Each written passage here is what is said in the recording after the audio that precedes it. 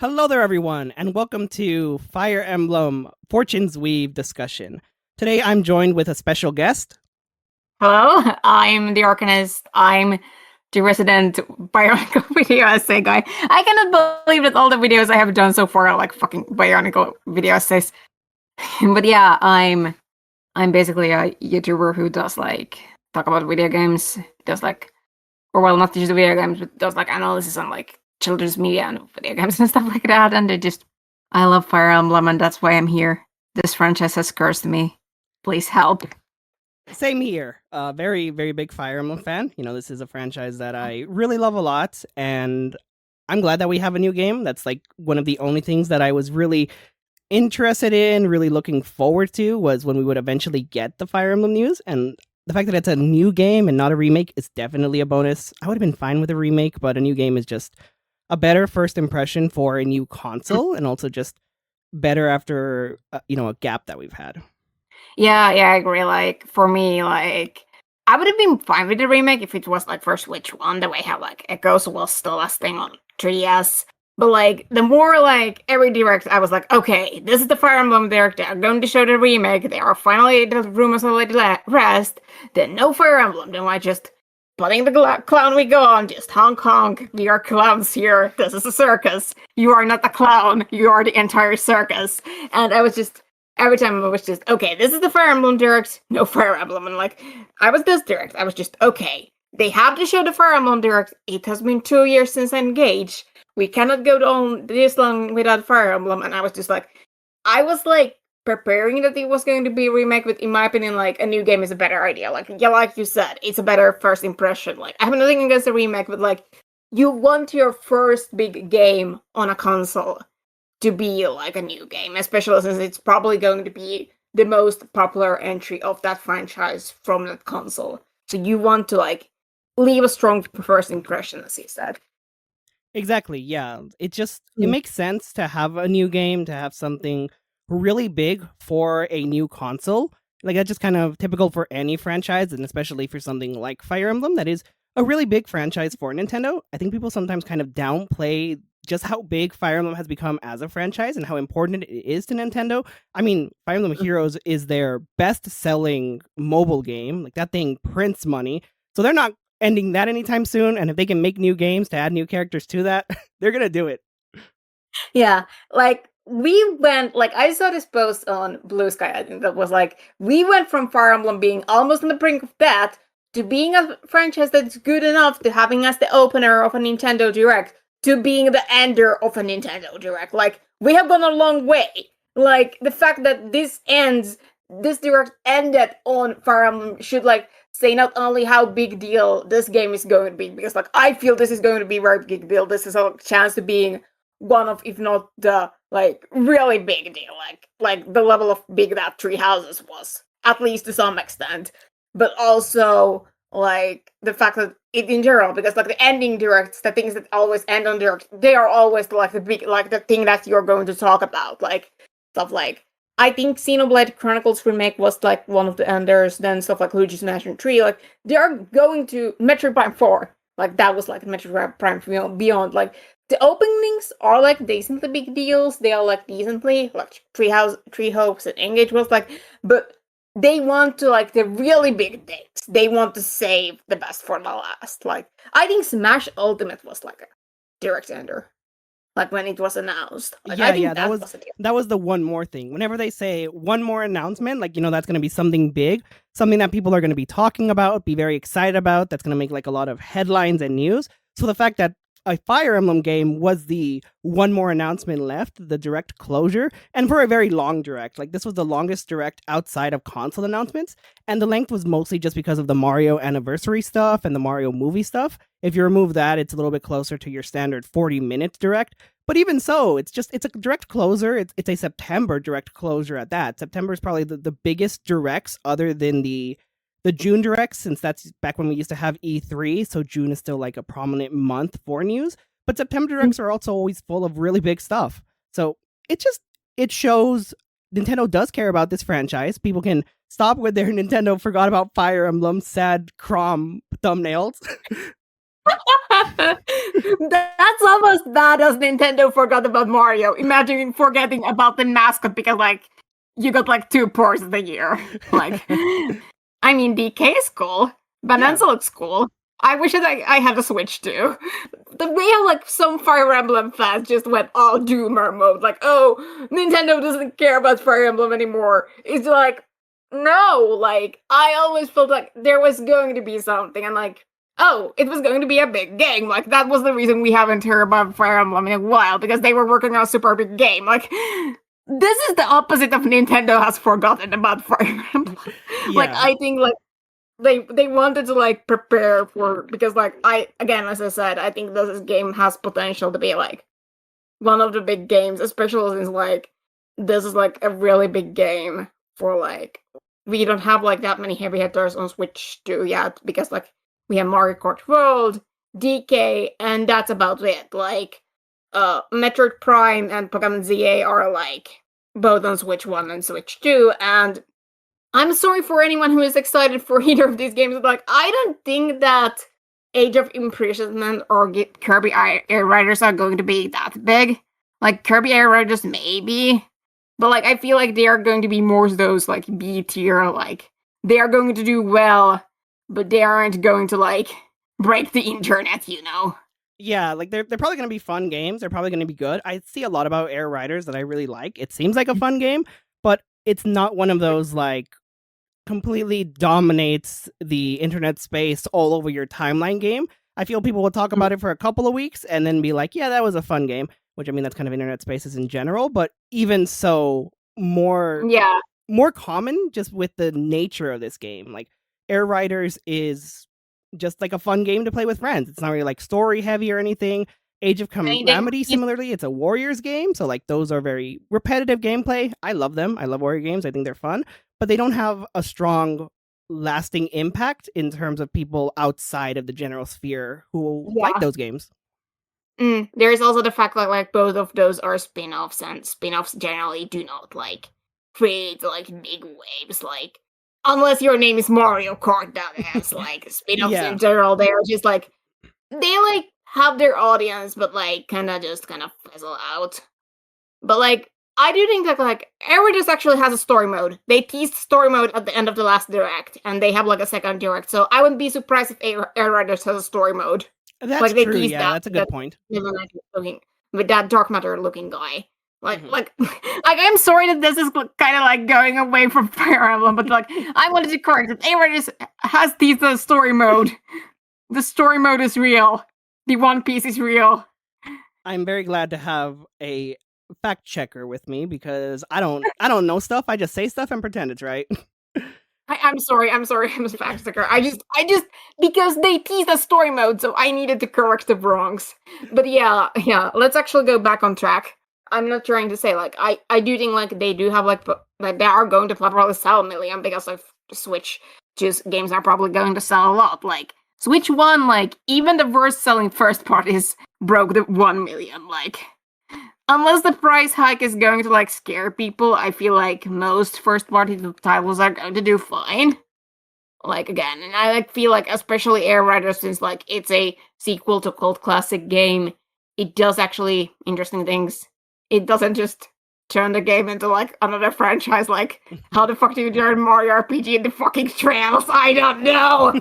There's only one audience, and that is me. Okay, anyway, so point is like I feel like those are kind of more so kind of like their own niche, like cult classics. Like I feel like Nintendo is trying to like at least market Fortune's Wii like wanting to create this big splash, like the way how like Mario Kart World was. Well, unless we ignore the Mario Kart World discourse or like the Game Bonanza, like they want this game to be big. They're like big title for the next year, like first half, like spring, summer.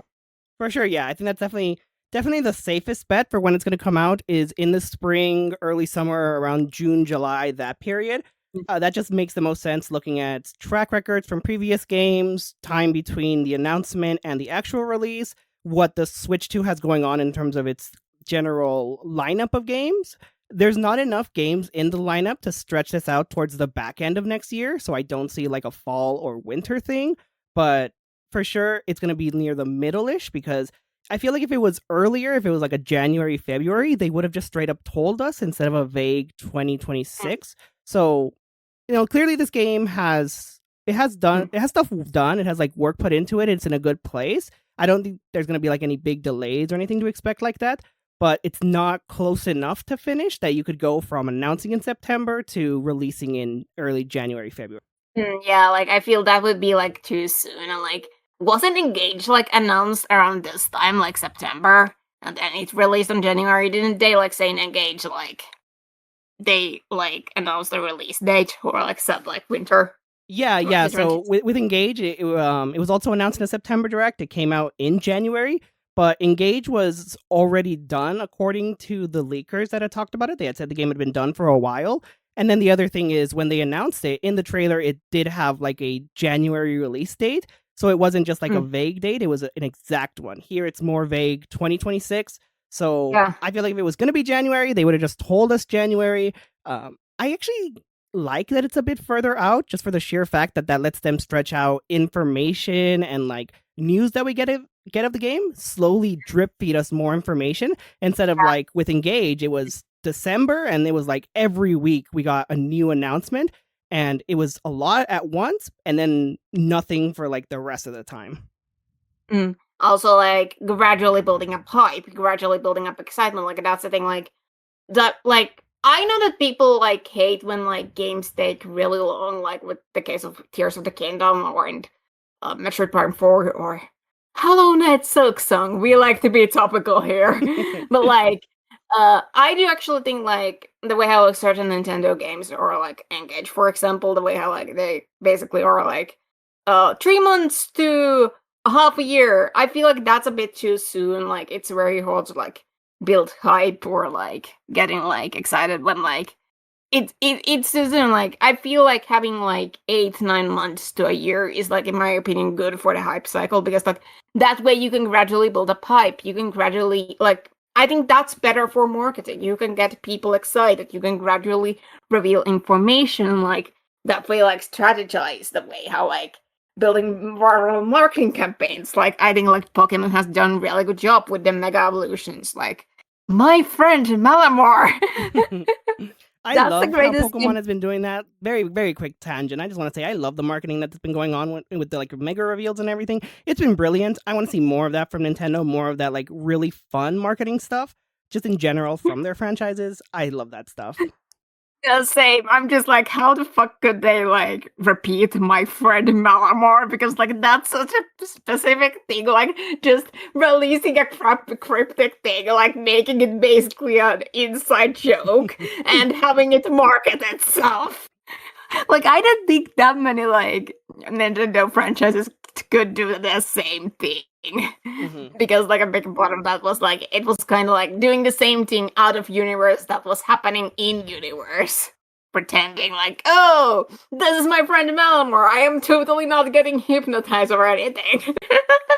I mean, Malamar is my friend. I don't know about you. Malamar is my friend too. Those podcasts have been changed to my friend Malamar podcast. back to Fire Emblem. Sorry, Malamar. But yeah, I agree with you. Like again, like I said, like and also what I want to add, besides what we have pointed out, is that like June, July is like you know how like Nintendo has like big games, and usually what I notice is that they have like 2 extremely big games. One of them is released around the middle of the year, like summer, like June, July, like that's a big summer game, and then around winter, like November, December, they release the big holiday game. So like I feel like if they want this to be big, I feel like it's the smartest idea to have like it be a big summer game, especially since Fire Emblem has been like summer game before, like with Tree Houses and Tree Hopes, and like I just think that it would work best as like similarly, and also it would give me like time to like get money, like trying to get money somewhere, like getting a job or something, just so I can get a Switch too, so I can play this on day one and not get spoiled. Yeah, that's definitely another thing too. giving people time to buy Switch 2 because those are expensive and games are expensive now. But really, that summer date just really lines up really nicely for a lot of different factors. And I would be perfectly satisfied with that. On a personal level, if we did get it earlier, I'd be fine with that because, well, I mean, I have a Switch 2, but also I want this game. But realistically speaking, and also being considerate of those who do not have Switch 2s in the room, June, July.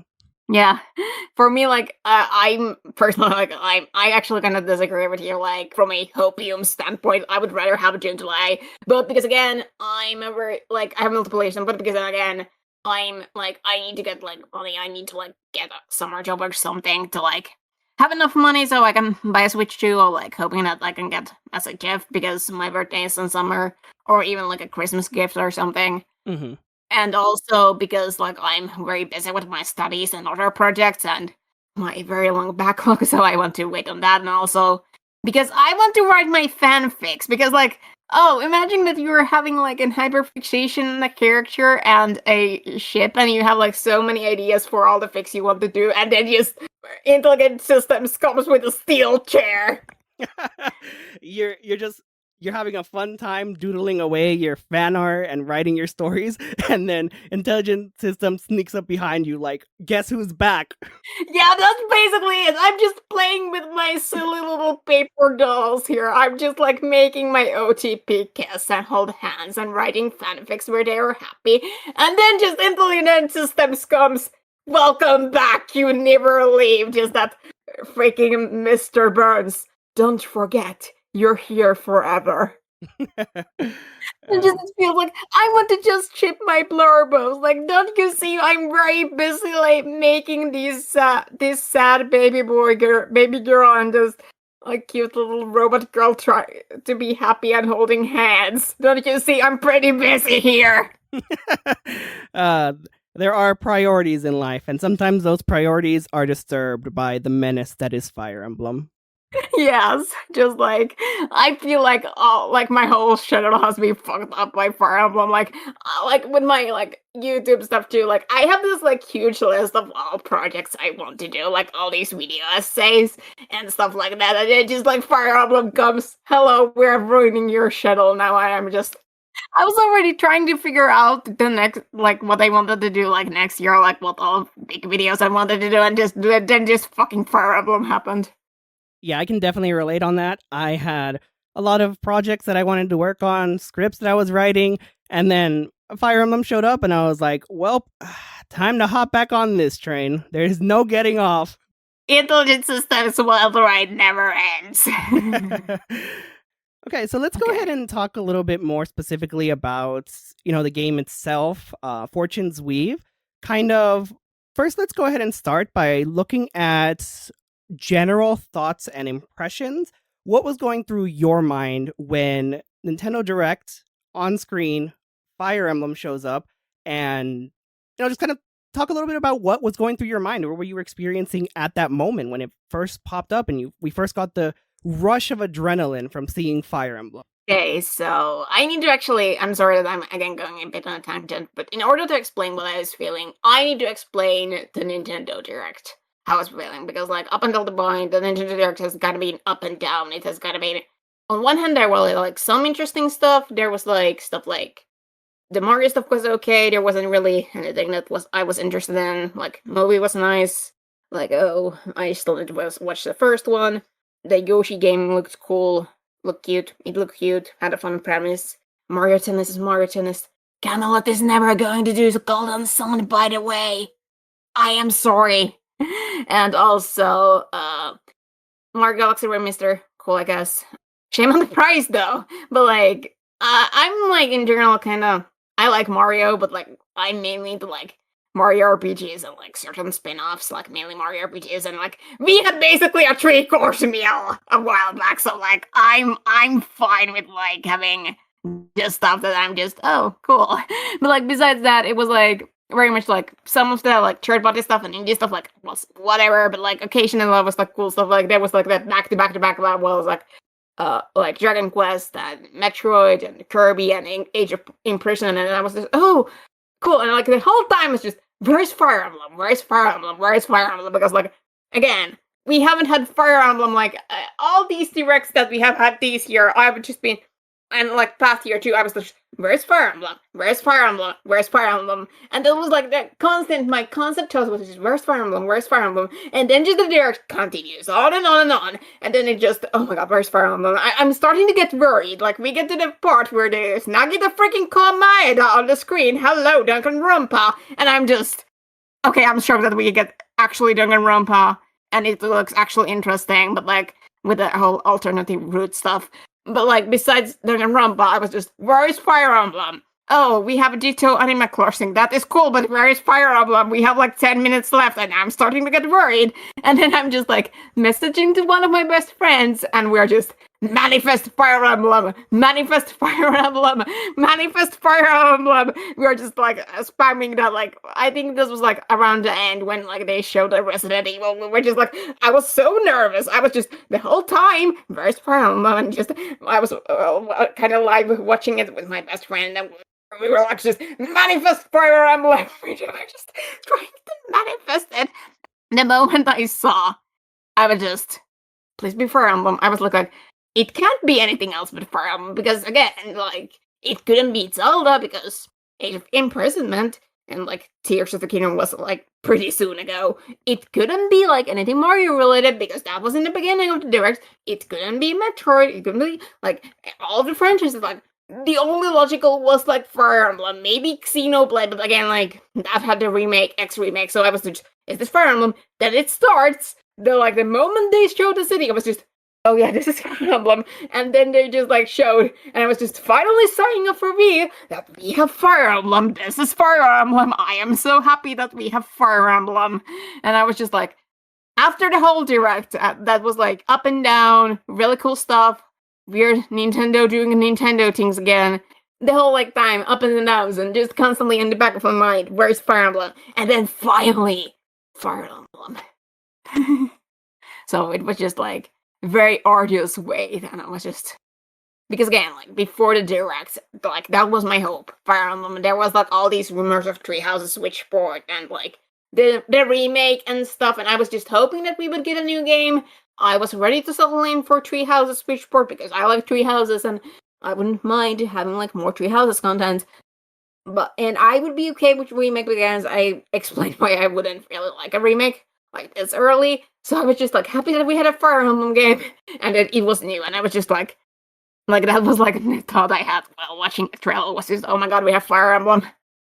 Like, we have a new Fire Emblem game, and it's actually going to be a new. Yeah, I was definitely a very similar experience to yours. Throughout the direct, my mind was so focused on Fire Emblem. There were some points where I just kind of tuned out entirely, and just missed like some of the smaller things, some of the like, smaller titles that they just kind of briefly pop up on screen. I was watching it together with friends in a group call on Discord, and so like they were reacting to stuff, and I was just kind of like zoning out, tuning everything out, because in my mind I was just like, please, I need there to be Fire Emblem in this direct. If we do not get it in this one, we are not getting a Fire Emblem game until probably 2027. Like, that was my worry, that if there's no Fire Emblem in this direct, we're not getting Fire Emblem until a June direct, and if it's in a June direct, it's very likely going to be either in December of 26 or in 27, and I just didn't want to wait that long. So I was ready to settle for anything. I would take a Genealogy remake. I would take a Three Houses port. I would take Awakening HD. I would even take an FP7 remake. And I hate FP7 with a passion, but if they remade it, I would take it and be happy. So I was just begging for anything. Yeah, God, I feel that. Like, maybe not Awakening, like, port, like, because, like, I like Awakening. I'm an Awakening baby. Awakening was my first Fire Emblem, but, like, when I heard those rumors of Awakening port, I was just, please no, because like it would just be a remaster. It would just be port. It would just be the worst first impression you could do. Like, it wouldn't even be a remake. It would just a port. It would kind of be if like they fucking realized the Donkey Kong Returns port on Switch 2 instead of like the big smash hit that was Bonanza. Like, I would be fine if it was like, oh, we get Awakening port and a new Fire Emblem game, but if it was going to be, I would cry.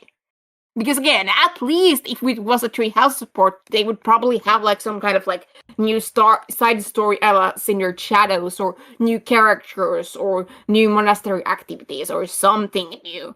Like, it was about going to be Awakening port. It was probably just going to be a whole HD port with quality of life updates. They would have added feet, and I mean that would have been pretty big, right?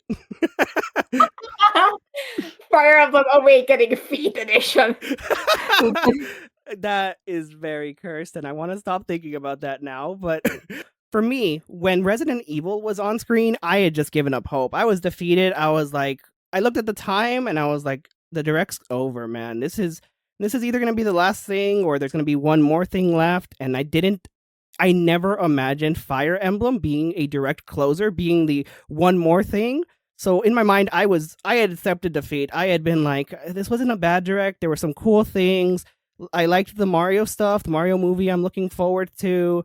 I liked even with Chris Pratt. Yeah, I liked that Danganronpa. Like, that was super cool. Like, there were a couple of small things here and there that I was looking forward to, but I was just like so drained of energy. So when the trailer starts and it's like the Coliseum and everything, I'm like, okay, this looks pretty cool. Like, not really interested, not really like focusing on it. And then as it keeps going, once it starts showing some of the characters, like just picking up on the design, the general aesthetics and stylization, Fire Emblem has a very distinct style to it. It has a unique identity and feel. I was like, wait, could it be? Is it actually? Or am I coping? Am I deluding myself? When the Manakete shows up, I'm like, that's a Manakete right there. I see it. And then it just keeps going. And then it shows Kai and his friend. And I start to like question. I'm like, oh, I don't know. Is this Monster Hunter? Maybe it's Monster Hunter or Dragon Quest. And like, to be fair, they announced like the Monster Hunter stories for and mainline Monster Hunter doesn't look like this, so like it couldn't be Monster Hunter, and they have like. But I was just like, in my mind, I was just thinking of every worst case possibility of like it could be anything other than Fire Emblem. I've just deluded myself into thinking it's Fire Emblem.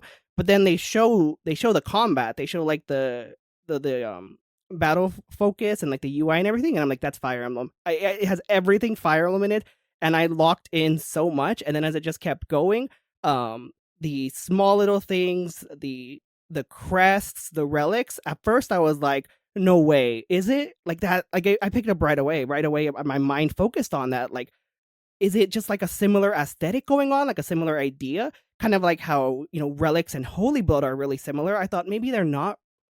Or Crest and Holy Bloods are like really similar. I thought maybe they're not like exactly the same, but similar. And then the demonic beast showed up, and I was just like, we're so fucking back. Yeah, I guess like actually for me, it took like a really long time to realize like to the demonic beast. Like, it took a really, really long time to realize that the three houses are like, unlike you, I picked it frame one. Like, when they showed the city, I was just, okay, is this Fire Emblem? Then they showed the character designs, and I'm just, yeah, this is Fire Emblem. Like, the moment the Manakete dude showed up and started talking, I was just, okay, this is Fire Emblem. But like, the whole time, like, up until I saw the demonic beast, I was like, okay, this is a new game. Like, this is a new setting.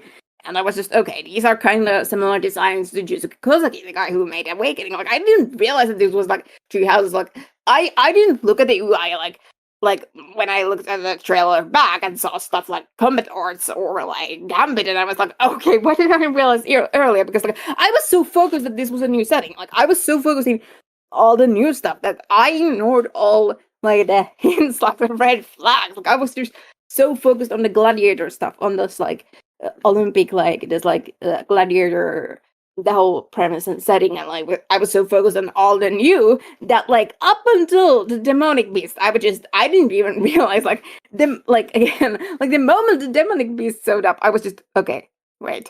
What is a demonic beast? What is a demonic beast doing there? Like, is this just like, are they reusing this, or are we actually back on Tree Houses? Like, I was just, what? And then the end with like sodas, and I just recognized the voice right away and was just, oh my god. Like, honestly, just that kind of like made the trailer for me, like, because like up until I realized that this was Three Houses, I was just, okay, this is cool. Like, I'm not the biggest fan of like Roman aesthetics or gladiator settings.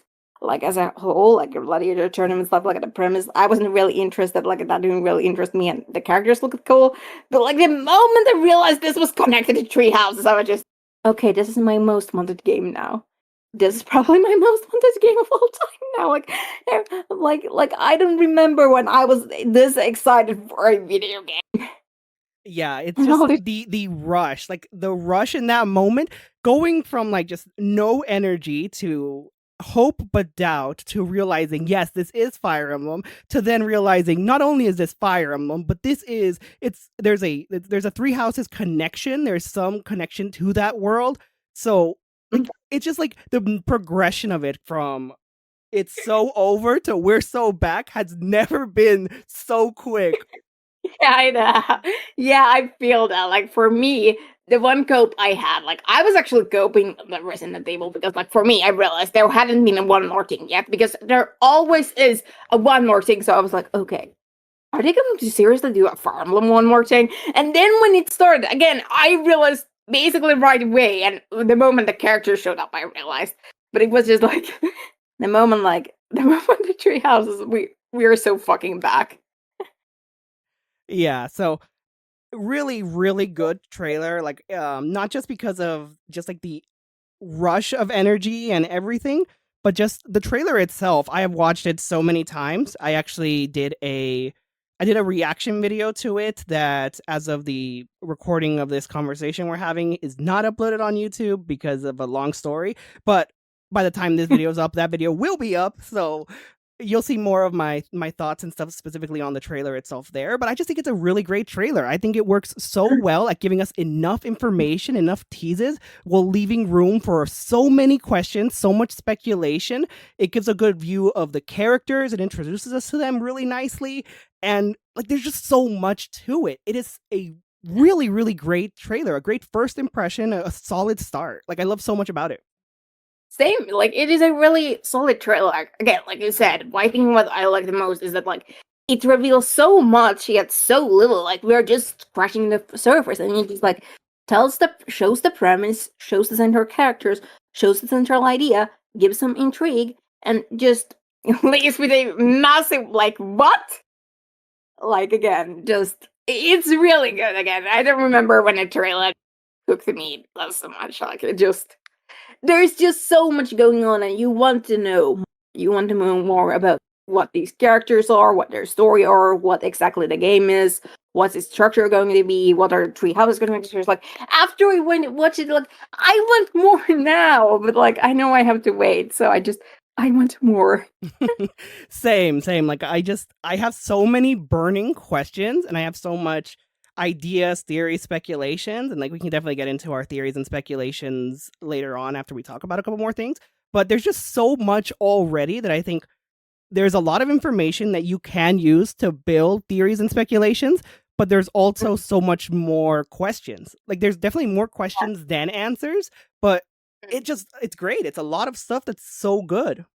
Yeah, it is. Like there's just so much, and it leaves you wanting more, which I think a good trailer should. Like it just is a very good showcase of what the game is going to be, and also just leaves you wanting more. Just I want to know more, and just that makes it so good. So in terms of like the setting, like I know you said that you weren't really like too big on like the Roman aesthetics or things like that, but when it comes to the setting of this world, what are some things that kind of stick out to you, or thoughts that you have about where this story takes place, kind of the little things that we know about this world, or just anything that either really sticks out to you as interesting and notable, or just like has your attention? Okay, so are we talking like more generally about this setting, or what it comes to Tree Houses? Because like Either I or. could So it can do either be the setting itself, like isolated just in a vacuum, or it can be the setting in relation to its connections to Three Houses. Like either one's fine. I'm just kind of curious when it comes to the setting, like where are you right now?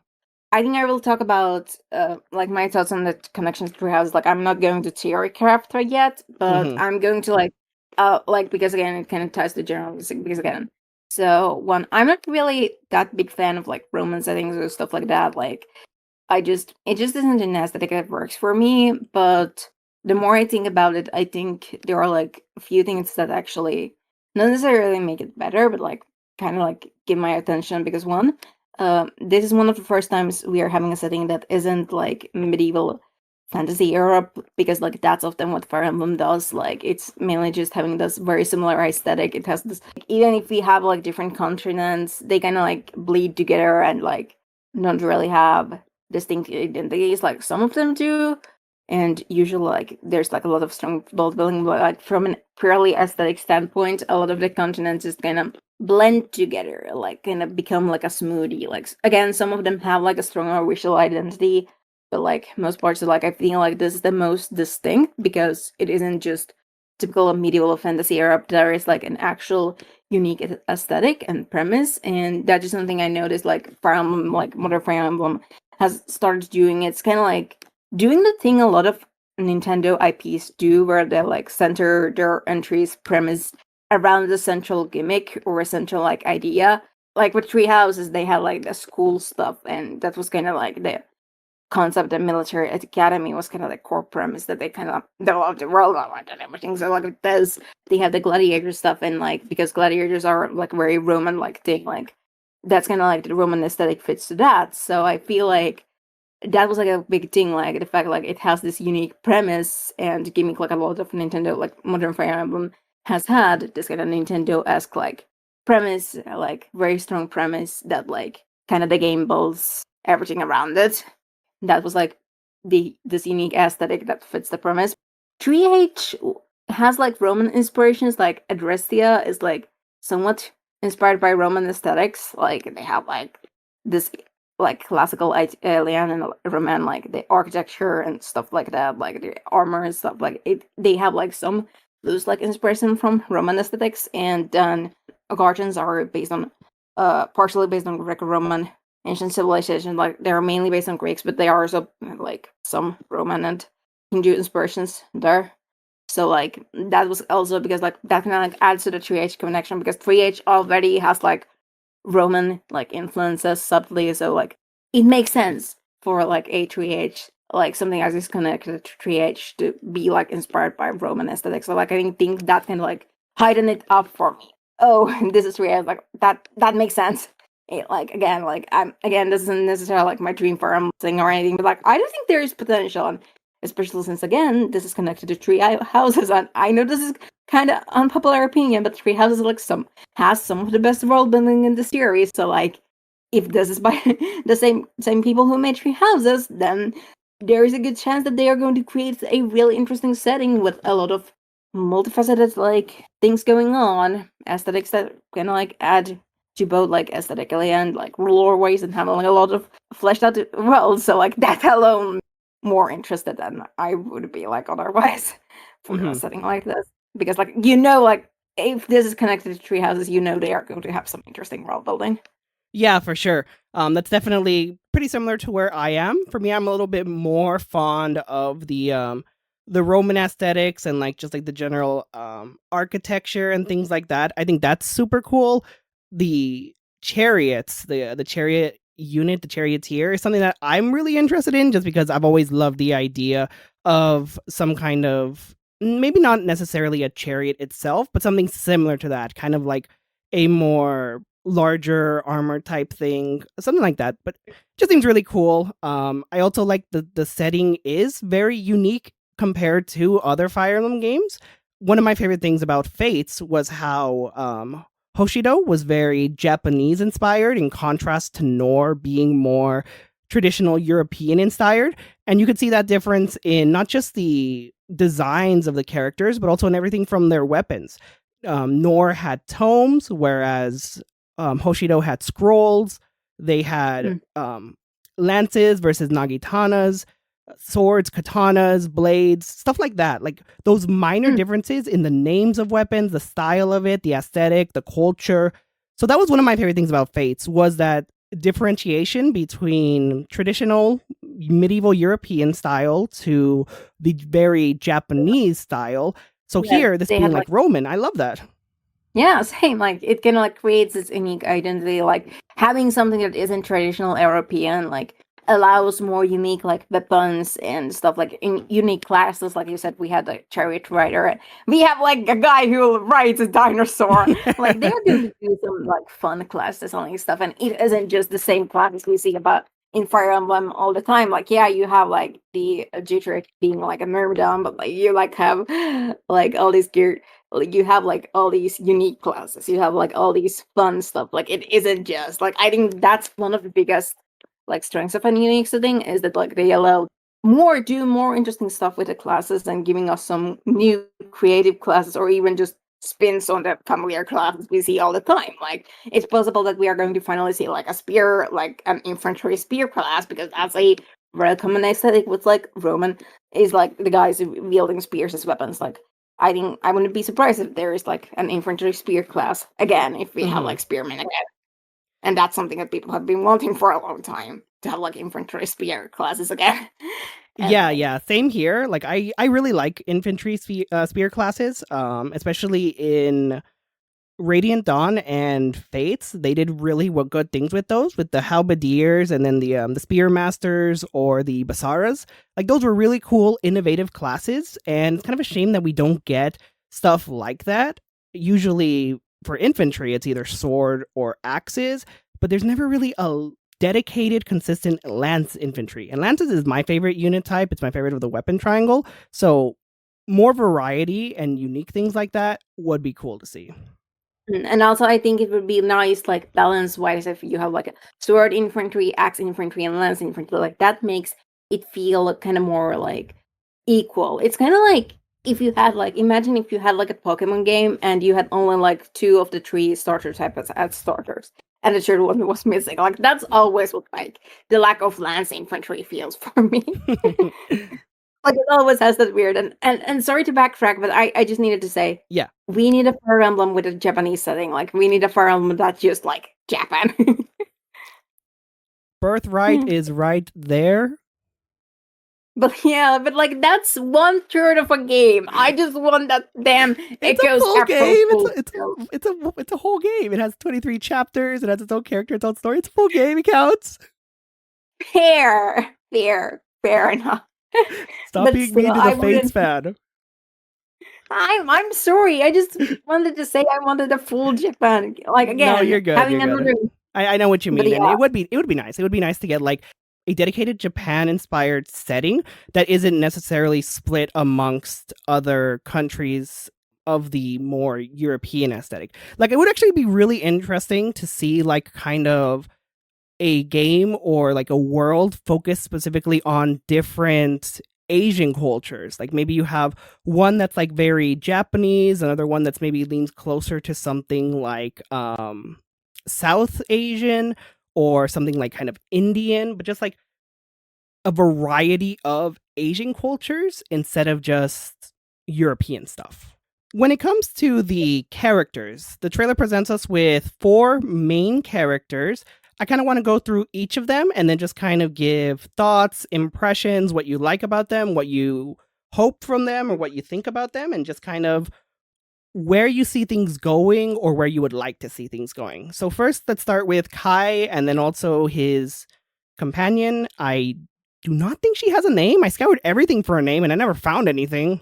She doesn't have a name. I knew she didn't have a name. I knew it. Okay.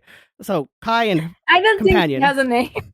Full disclosure, like usually I have kind of like protagonist average. Like I think everyone, like including myself, assume that Kai is going to be the main character. Like there is like some theories that can like imply he may not be, again, like the whole split root or anthology theory that we are probably going to get later. I'm not going to go in detail, but like that he may not be as like he is a protagonist, but like he is a protagonist rather than the protagonist, like people assume. Like my first reaction, because again, he's the first thing you see in the trailer, or like the first character besides the Manakit guy. Can we call him Nepetian? But I was like, Nepetians are not Manakites. She has it set in a different universe. Anyway, Kai, he's like, he looks cute. Like, I'm actually happy we have like a black protagonist. Like, I am white as like snow, so I cannot really say if this is good representation or not. Having a brown POC protagonist with like vague curly hair, I think that's like really cool. Like, Fire Emblem in general has like white protagonists, like except for like Claude and debatably like Lynn, who is like Asian coded. Usually we didn't really have POC protagonists. So, like that was something like I was really happy about. Like, oh, we have a POC protagonist. That's really cool. And like he looks like a cute boy character, like this kind of shonen protagonist, like is proving himself. Like he isn't really my type of character, but like good for him. Like again, he has this very common protagonist archetype. I was actually speculating that he and the girl were kind of like the kind of arbitrary, but not really. Like they were the proper characters, but you could like choose who you play as, and that kind of changes the story. Like both of them are in the game, but like you could kind of choose the protagonist from that. So like I first thought that, but now I didn't think that's the case. I'm really curious. Like, is he going to be like the protagonist throughout?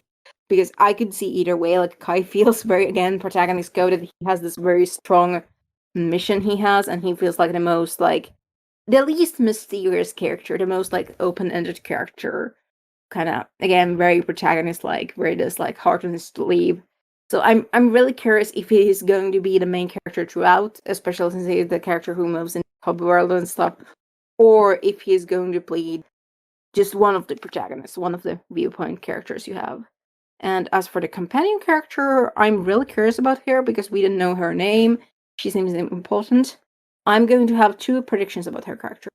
One, she's going to be the Azura slash whale slash Sothis slash Ninian type character, aka kind of this mysterious MacGuffin girl. The plot kind of revolves around the way how like modern Fire Emblem especially loves to have this mysterious girl who is like very plot important and has these mysterious powers, and is going to like be really important in the story and like playing a central role and kind of this possibly even the emotional core, not always.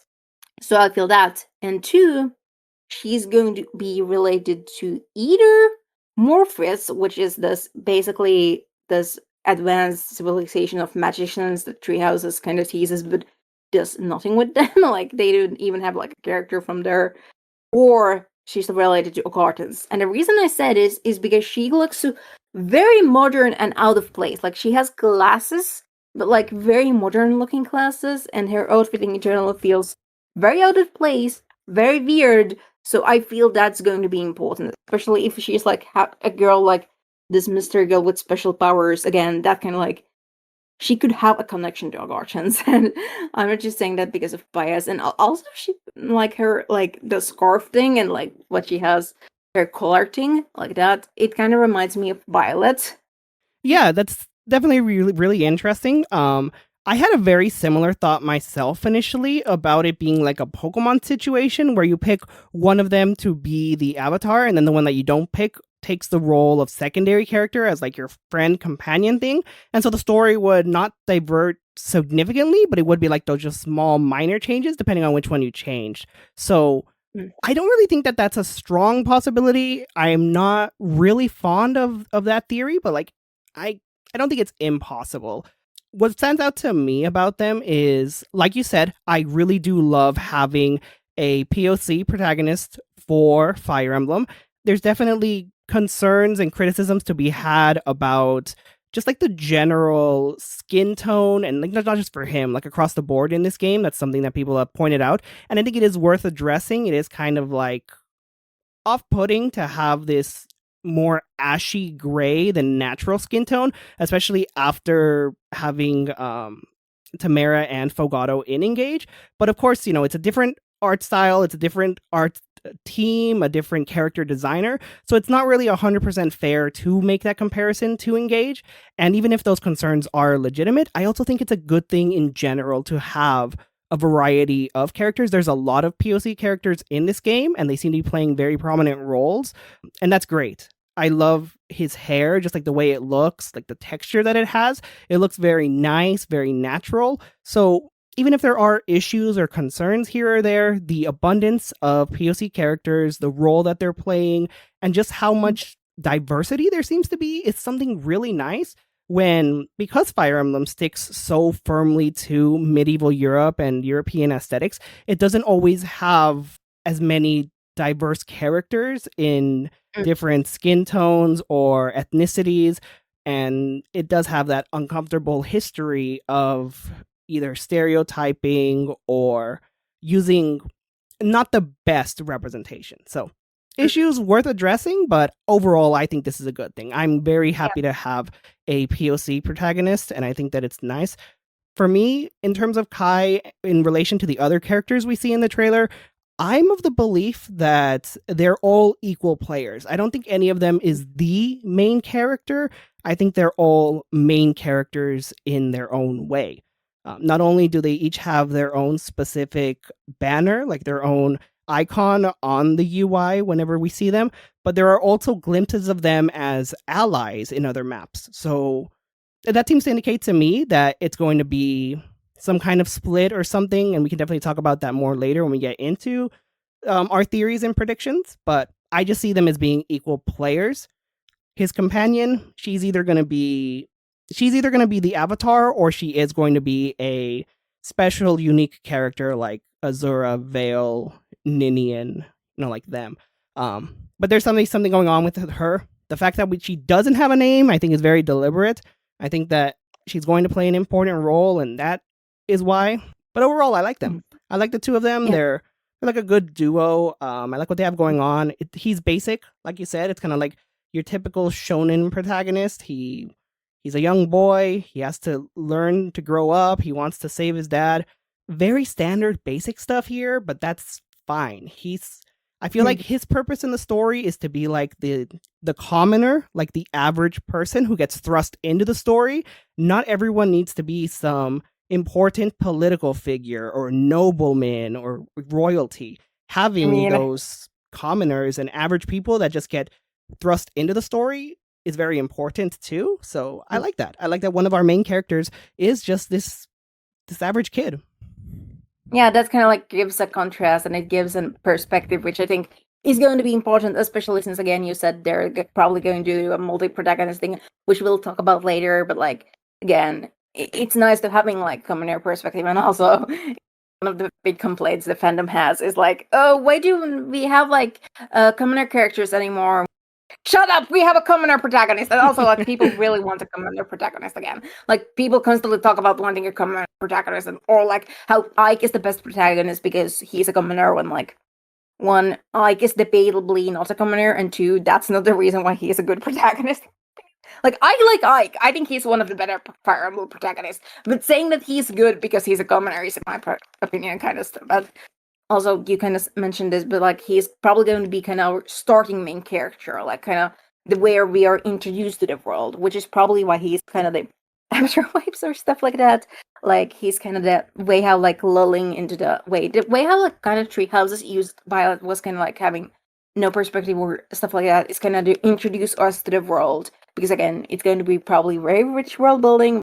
So having this kid who like is basically trusted the situation is going to be a good way to like introduce the world to the players, having this outsider. So I think at least he's going to like, if he's not going to be like the main character, he's at least going to be kind of our introduction to the world.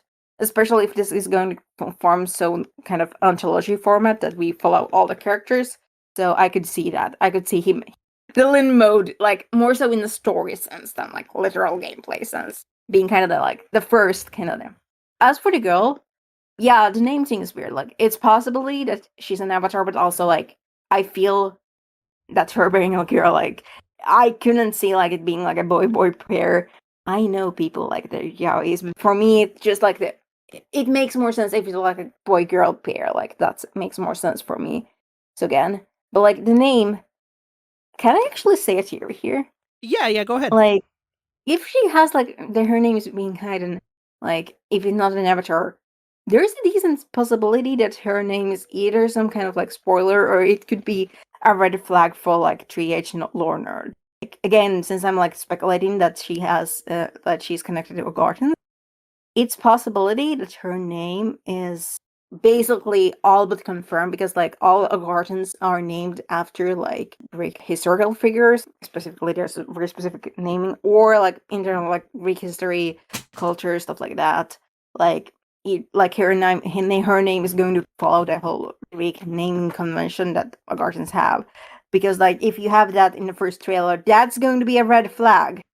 I do feel there is like a reason they are kind of trying to be coy about it. Like maybe it's going to tie to the story or stuff they haven't revealed yet. Maybe she's the Avatar, like again.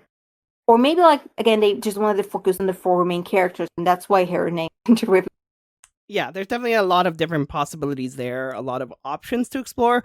I do think it's most likely either Avatar, but that's kind of a weak leaning, or more likely a very big spoiler, something that her name is going to be important for some reason, and that is why they are hiding it. Again, we could just be overthinking this, and her name doesn't matter right now because they just want to spotlight the four main characters, but she has a prominent part in the trailer. Like, she does have like a focus. It's not like she's just there in one scene and then that's it. Because there are other characters that only appear in one scene and don't really do much. For them, I don't think knowing anything about them would be a major spoiler, but her specifically being so strongly tied to one of the protagonists and having as much focus in the trailer, there's something going on with her. There just really has to be something there. Yeah, like I feel she's going to be as important as the four characters, or at least on par with them. Like she's going to be play an important role, even if she isn't like one of the protagonists. Like again, but the kind of thing of if her name is spoiler, because like again, she's probably going to be from the very beginning. So like they have to reveal their name when like we play the game and during the morning. Like if her name is a big spoiler, so like she's a character that shows very early on. Like she's a late twist character or anything. Like they have to show their name during the market thing. Like why hide it now?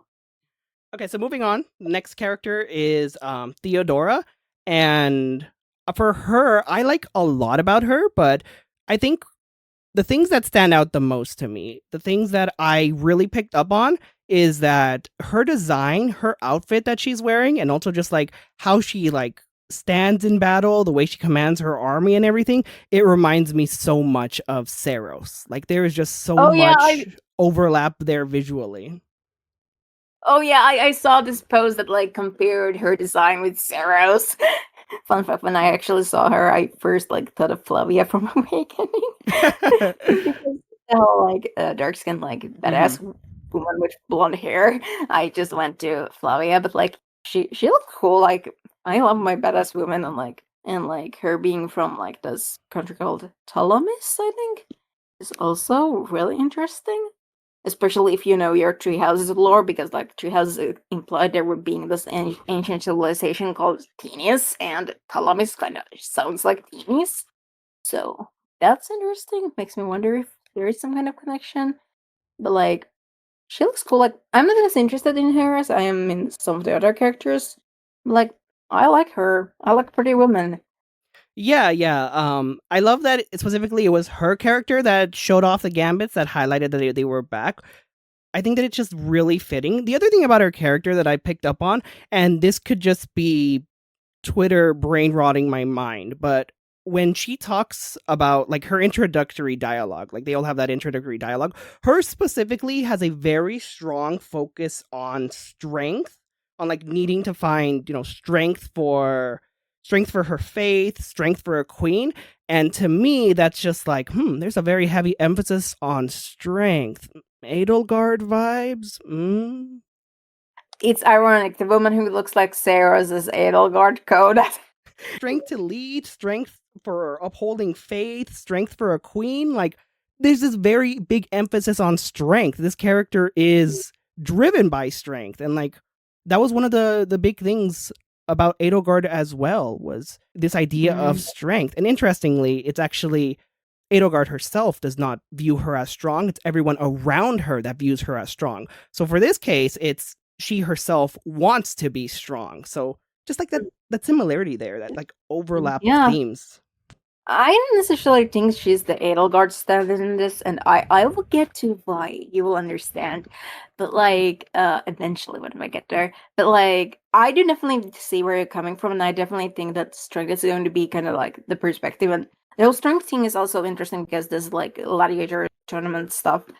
Yeah, for sure. Like I said, it could just be Twitter brain rotting my mind that to see strength, I immediately think of Edelgard. But and then it's just like super interesting.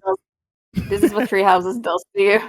Yeah. So her character, I'm not like super deep into her character. There's not like a lot that I immediately love, but I do like her design, even aside from the like Saros iconography and imagery. I just think it's a really nice design. I love her aura, like her presence. She has such a commanding presence. The way she leads her army, the way that she like like she comes in just like carried and she just has her legs crossed like ooh, yeah, that's aura right there. Yeah, she has like aura, just like aura foaming.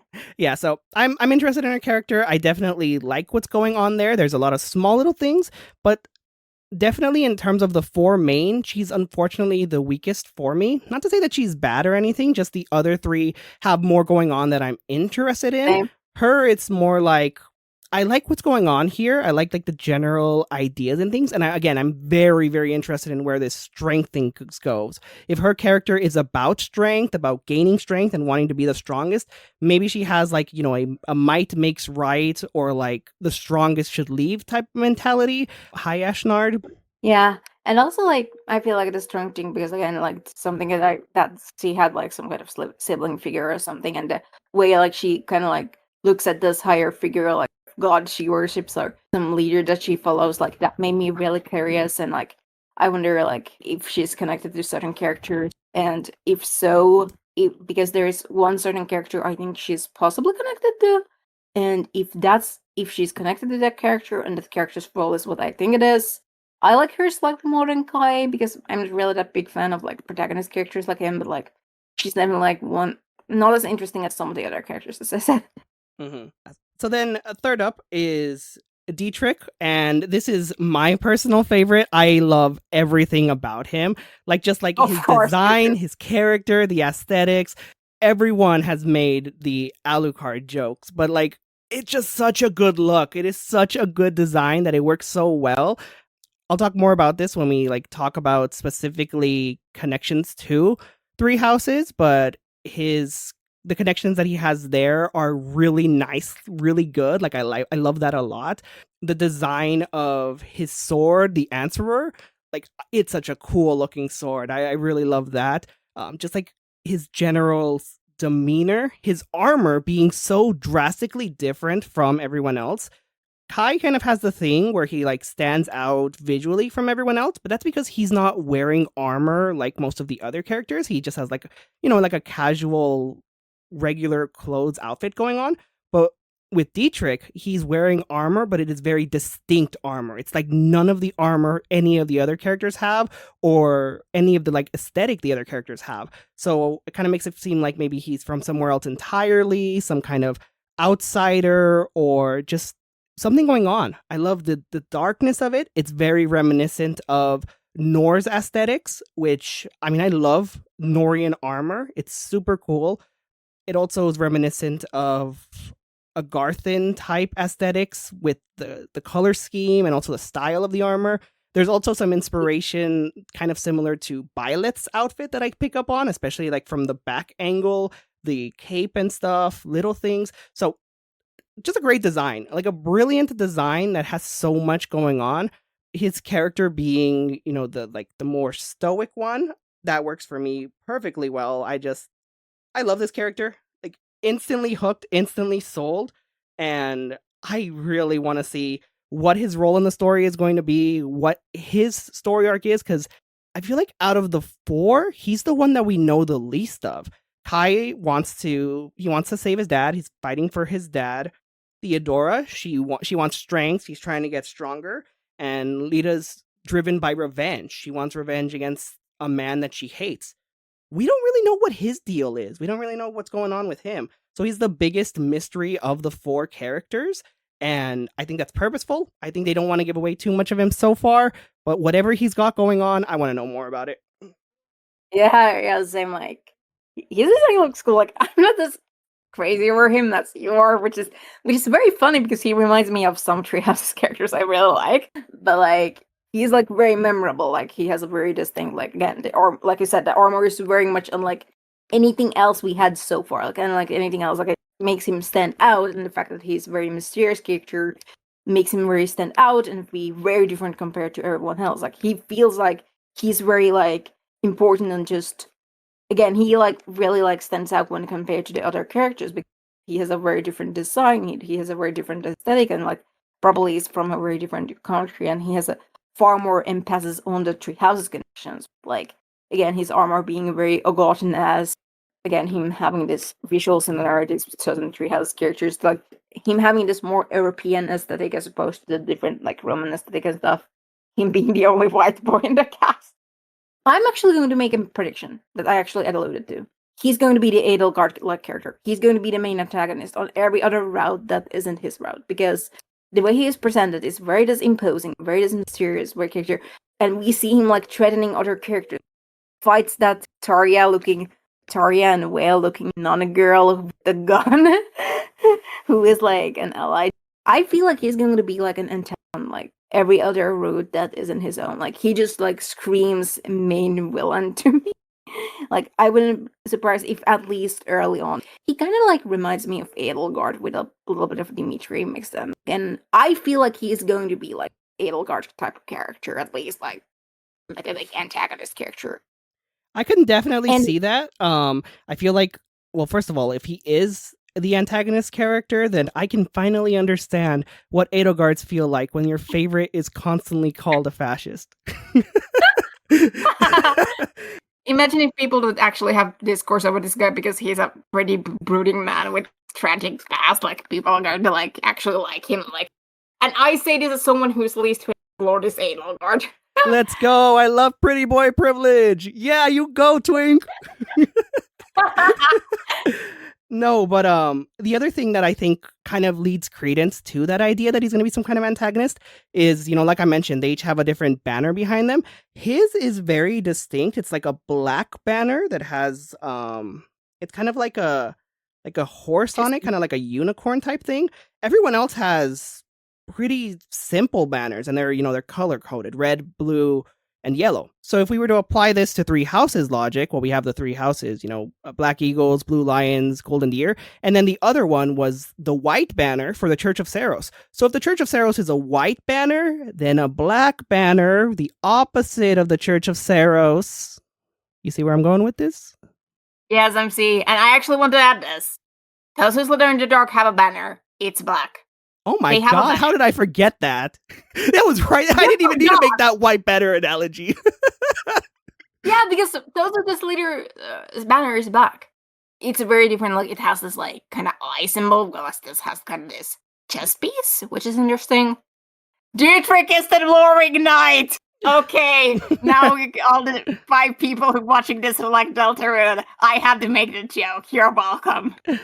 But more seriously, like, again, I feel like if the color coding is like very intentional, at least like some kind of like having at least some kind of credence, it's going to be very interesting because those like not only because Tesos and they're darker antagonists, but like we have like alluded to, Dietrich has a lot of like hints of like being connected to Argotans, like the way how like he uses a relic weapon called Answer that kind of looks like a fusion of Bloodgang and Sword of the Creator. The way like he has murderous intent was a skill Teresa had as Death Knight. The way how like again he's the Edelgard coded character in my opinion. Like it feels like he is going to be set up as a major antagonist. Like again, and if he is the major antagonist and he is connected to Argotans, that's going to be interesting. And also I need to explain why the heck is he fighting the nun with a gun? Like this is like a Argotan civil war. The location where he's fighting None with a Gun, like, it looks very similar to Shambhala. Like, it has similar kind of aesthetic and vibe going on. Maybe that's another Agarthan base similar to Shambhala. Who knows? Oh, yeah. That's going to be interesting. And I'm just really excited, like, having, like, that. Especially since it have, like, these neon lights that are just... Oh, yeah, this not necessarily Shambhala, but, like, a similar, like, base or something. Mm-hmm. Definitely a lot of things there, a lot of like mystery surrounding him, and of course they chose the edgy swordsman to be the most mysterious character, but I am perfectly on board with that. I love this character, I really do. If he's gonna be the antagonist, then he can stab me first. I'm fine with that. And it's going to be make like his, because again everyone has like this what is going to be interesting, and the fact that like he helps, like he's an allied unit on Kai's map is interesting. Like I assume that's like very early on in the game story, so that makes sense. but I still found it interesting, especially if the antagonist Thierry is correct. But like, Mm-hmm. yeah, he's definitely, in my opinion, like the character with the most questions. Like, he's like, I'm definitely really interested in seeing where they go with him, what his deal is, what his Treehouse's connections, because we are probably going to talk about this later, but like, out of the 4 protagonists, he feels like he has the most amount of Treehouse's connections, and I feel that's on purpose, so that's going to Uh-huh. be interesting. And it's especially interesting because, again, like we talked, he's kind of the most outsider or the most different character, so the fact that he's the most different character while being the most Treehouse's connected is like Mm-hmm. very interesting to me. Yeah, definitely. I really do think that a lot of those things are purposeful. I think they really are setting that up to lead us in a specific direction. And there's also the possibility that it's a misdirect, a red herring bait and switch, where he has all of these things pointing in one direction to mislead us and ignore other things going on. So that'll probably be more clear as we get more information, but that's something that I've had in my head this whole time. It's like, what if they know Three Houses fans are lore nerds that pick on every little thing and find all these details, and they're purposely putting these things in place to lead us to a conclusion and then sweep the rug under us and make us fall into the hole that it's something else. Oh yeah, I could see, like, I feel like we are going to talk about this when we talk about the Treehouse connection, but like, when you said that, I had like 2 different possibilities. Like, I had like 2 different directions I could see them going with this guy, but again, this is very much related to the Treehouse's connection, so it's better we talk about this way. But like, the misdirections, I can already see like 2 different possibilities. Like, there are 2 different options, in my opinion. Either is going to be interesting, and actually, Church, I think like it's very possibly that the Edelgard like character is the misdirect, and he is actually more like, say, Dimitri like character, or more like has a different role, or like may not even be an antagonist. Maybe he isn't an antagonist, or maybe he is like a minor antagonist. Maybe he does it Tsuko. I don't know. Like, we'll see. We'll see. But Yeah. again, we'll probably talk about more about this in later, like when we talk about the Treehouse's connections. Mm-hmm. Yeah, so then the last character left from the 4 presented to us is Leda. Okay, can I start? Okay, Yeah, go I'm ahead, going to be full. I'm going to be full biased. Out of the 4 main characters, Leda is the one that interests me the most. I just like, I'm so locked in here. Like, I know. It's very surprising that I'm not interested in the character who is probably directly connected to Orgachens, and instead just the girl, the pretty girl with the pretty girl. But like, I'm just so interested because like, one, she seems to like, out of all the characters, she has like the most straightforward story, like besides Sky, who again we know, but like we know her the like, someone died, or like she wants revenge against this man. Oh wait, she's the Dimitri. She's the fucking Dimitri. that fucking generic Effie dancer girl is the Dimitri. I cannot believe this. Okay. More seriously, like she has like this very character driven goal, like she wants to like revenge against like someone, probably for killing someone or doing something bad. I actually do have theories who this character is, and I will go into them very soon. But I need to explain the ways like she has like her deal like is very personal, wants revenge and wants to use that, and just that's cool. Like, her story is interesting, her design is interesting. Like, again, she's another POC character, and while she does fall kind of into the dancer stereotypes, even if she isn't a dancer, which also interests me, we'll go into later. But like, her design is very appealing. Like, she's a very pretty looking character. Like, that's something I forgot, guys. That like, not only do they have like POC characters, they have POC characters who have really nice designs. Like, these are actually really cute and attractive characters. Like, I think that's an important part in like good representation to do. Like, the way how like Fire Emblem has like all these characters that are already pretty, so it's nice having these pretty characters who are like POC or POC coded. Like, that's very nice, and especially since again she's very pretty, her hair is pretty, her eyes are pretty, her face is pretty, her outfit is pretty. Even if again she's kind of like the Orientalist dancer stereotype, but like again her design, like her outfit is, if you ignore that, and again I think it's kind of like a bit more sensitive, a bit more tasteful than usual, because again it feels like they are doing like more research, and just the way like she isn't a dancer character, but instead a bard who is able to like cast spells and do buffs and debuffs, and I just really love that. it's just something I want Fire Emblem to do more, especially with like Nils and Ninian. Like I loved it. I actually liked about Fire Emblem 7 was the way like dancers worked and how they were able to do more than just like refresh turns, and the fact like she seems to be able to like do more that like doing like debuffs and like summoning freaking demonic beasts. Like, girl, what? Like that makes me like interested in her. Like she's a really unique character as a unit. Like she's something we haven't seen before, and I'm just really interested how they haven't handled this board character, especially since I love like unique supporting character, unique like support units, and I think Fire Emblem needs more of them. So I'm really interested in how she works gameplay wise. She looks very pretty. Her story is interesting, and again, a bit more like personal and stuff like that. Also, I feel like out of the 4 protagonists, like she feels the least protagonist-like, or the least main character-like. Even if again she has like very much main character goals, but like she feels the most distinct, and that alone like makes me just so interested in her. And I'm just like, I want to know more of you because like she just really interests me. I want to know more.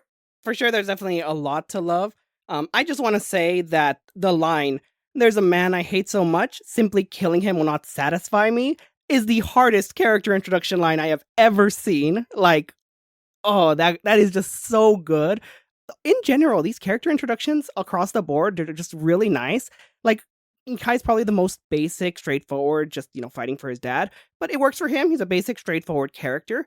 But everyone else just has, like, such raw energy to them. So much going on. Like, these are such strong characters already. Like, these characters really do just captivate you right away with their introduction. That's going to prove that this game is probably going to take off the way that Three Houses did, because like a big reason why Three Houses got so popular was the characters. And if these characters are already interesting in trailers, they're probably going to be interesting in the game as well. So like, again, just offer her as energy. I'm definitely super, super interested in her character. One of my favorite things about Three Houses was the theme of revenge. Not just in Dimitri's story, though his story was probably the most focused on revenge and how revenge destroys a person from within, but rather just overall themes of revenge. You could argue part of Edelgard's motivations were revenge. You could argue that Rhea was driven by revenge. The Agarthans are driven by revenge. Everyone has some layer of revenge to them, except for Claude, who's kind of sitting in the corner thinking like, let's be friends, guys. Claude is the one Jack out with like, I think it works for Claude and what his purposes in the team. So like, but yeah. And the fact that you said like Gartans have revenge, because like besides Dietrich, she feels the most connected to Gartans, because like not only she can summon demonic beasts, but also she kind of gave me Hoppy vibes, and I feel like that's on purpose. Like her, like just her face in general, her wife, she gave me Hoppy vibes, and just like I just feel like again, and she can use dark magic, so like I feel like she has some kind of Gartan connection. So yeah, there's definitely a lot going on there. Same here. The happy vibes, definitely picking up on it. Her appearance, visually speaking, her face, her hair. Like, you put the two of them next to each other and you're just like a very strong resemblance. I think the only thing that's a stronger resemblance would be Dietrich and Yuritsa, but these two are really close, really similar. Just like it lines up a lot. The fact that she has the crest of Timotheus on her back, like woven into her appearance. I think it's part of her clothing. I don't remember entirely, but it's noticeable there in one of the scenes. Also, she has a different outfit every time we see her. I don't think that's important, but I just like that. It's pretty nice. That's really good. Wait, I thought the cat girl was the one with the crest of Timotheus. I thought the cat girl had a different crest, but I could be mixing the two up. Crest of Noah. Cat girl had crest of Noah. Noah, yeah, there you go. So I knew it was one of the Cinder Shadows ones. Yeah, so having the crest of Timotheus makes sense, because that's Happy's crest, so that could explain how she's able to summon demonic beasts. But definitely something going on there, some kind of thing. And we're already on the topic of 3H connections, so I think that's perfectly to finally talk in depth about it. No. What do you mean no? I thought you wanted to talk about 3H. I wanted, but there was another thing. Yes, the man, the person who she wants to revenge. Oh yes, you want to talk about that? Yes. Yes. Sorry, I. This is important. Go ahead. And this actually ties to the 3H connections, because it's the guy who kind of looks like Nemesis. Oh. It's the blonde guy. It's the guy we see like twice in the trailer. Like when he fights the gladiator, there's this like guy with blonde, like big braid, and he kind of looks like Nemesis. And then we see him fighting Leda. So like I feel this is the guy who Leda wants to take revenge on. It just makes too much sense. I could see that. I could definitely see that. Yeah, like okay, I like that idea a lot. Yeah, so sorry. I just needed this out of my chest. Like No, you're good. You're good. It's funny because like this whole time we've been like, oh yeah, guys, 3 houses, and then I'm like, okay, so let's talk about 3 houses, and you're like, 3 houses can wait.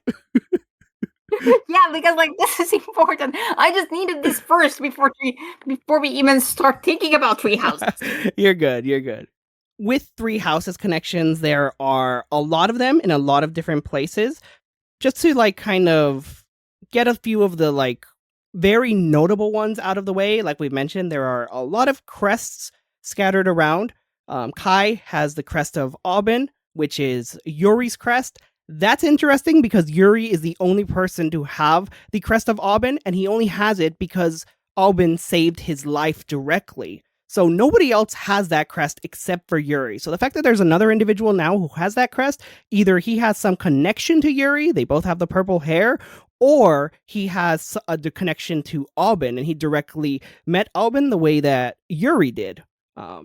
With Dietrich, he has the crest of Lamine, Yuritsa, and Mercedes crest. He's literally the splitting image of Yuritsa. Yuritsa also has connections to the Agarthans through proxy of being the Death Knight with the Flame Emperor, so there's that there. Crest of Timotheos, summoning the demonic beasts like we talked about. The cat girl has the crest of Noah, that's Constance's crest. There's a character that looks very strikingly resembling to Constance that we see kind of like just in the small little icon thing. So a bunch of crests just scattered around. Crests are everywhere now. It's actually like, that's actually really interesting that there are crests and Heroes of the Relics, because like, that kind of like gives weird about the timeline, because on one hand, there is like the Nabatean, like the god guy who kinda is probably a Nabatean, and adult Sodis and stuff like that, but also like there are crests and space, so like I'm just, where the frick is this in the timeline? Like, that's just kind of the big mist for me. Like, is this a prequel? Is this a sequel? Is this an alternative timeline? Is this something else? What's going on? Yeah, like for sure, it's a really interesting question that I think that there's a couple of different possibilities. For me personally, the ones that I'm leaning towards the most are either a sequel in the far future, similar to what Awakening did, or it's a alternate universe branching timeline type thing. What if in this timeline, this world of Fodlan, instead of Rhea being the sole survivor and establishing the Church of Seros, what if this Nabatean was the sole survivor and he established this world and this kind of structure and things? Yes, I actually could see that. Like, that was not even a possibility I was thinking. Like, I was thinking of, like, an alternative universe. Like, I feel that's a very likely possibility that it's an alternative universe. But, like, I wasn't even thinking, like, this is, like, a timeline where, like, a Nabatean, like, that wasn't Rhea surviving. This is kind of like a replacement. That didn't even come to my mind. Yeah, it's just like it's just like a shot in the dark theory, and there's not really like much to support it. But I just think it would be kind of interesting to see. But in general, some type of branching timeline, alternate universe divergence type of thing could be interesting. Where this is still the same world, it's still like the same lore and events of things, but because of some subtle change along the way, Butterfly affected into this new timeline. And like I'd be perfectly fine with that. I think that'd be interesting. At the same time, we already had like the butterfly effect stuff with Tree Hope, so like true. That's fair. Yeah. We are butterfly affecting once more. The reason why I'm leaning a little bit more towards sequel over prequel personally is just because I feel like there's a lot of little things that they're not like plot holes or like big things that mess up the timeline, but just it's a headache trying to sort it out. The most notable is, like we said, there are crests, there are relics. So that means placing it in the timeline, it has to be after Sothis' death and after the slaughter of the Red Canyon, because that was what led to the formation of the crests and the relics. It was specifically from the death of the Nabateans. So it has to be after that. if it's after that and we have an adult Sothis, where did this adult Sothis come from? Because my understanding was always that Sothis is a child because it's the consciousness manifested through Rhea's experimentations on Byleth. Mm. Rhea wanted Yeah. Sothis to take over Byleth and Byleth to become the new host for Sothis. Just like what happens in Three Hopes, where Sothis takes over. But there wasn't just like an adult Sothis ethereal being lying in the void the whole time.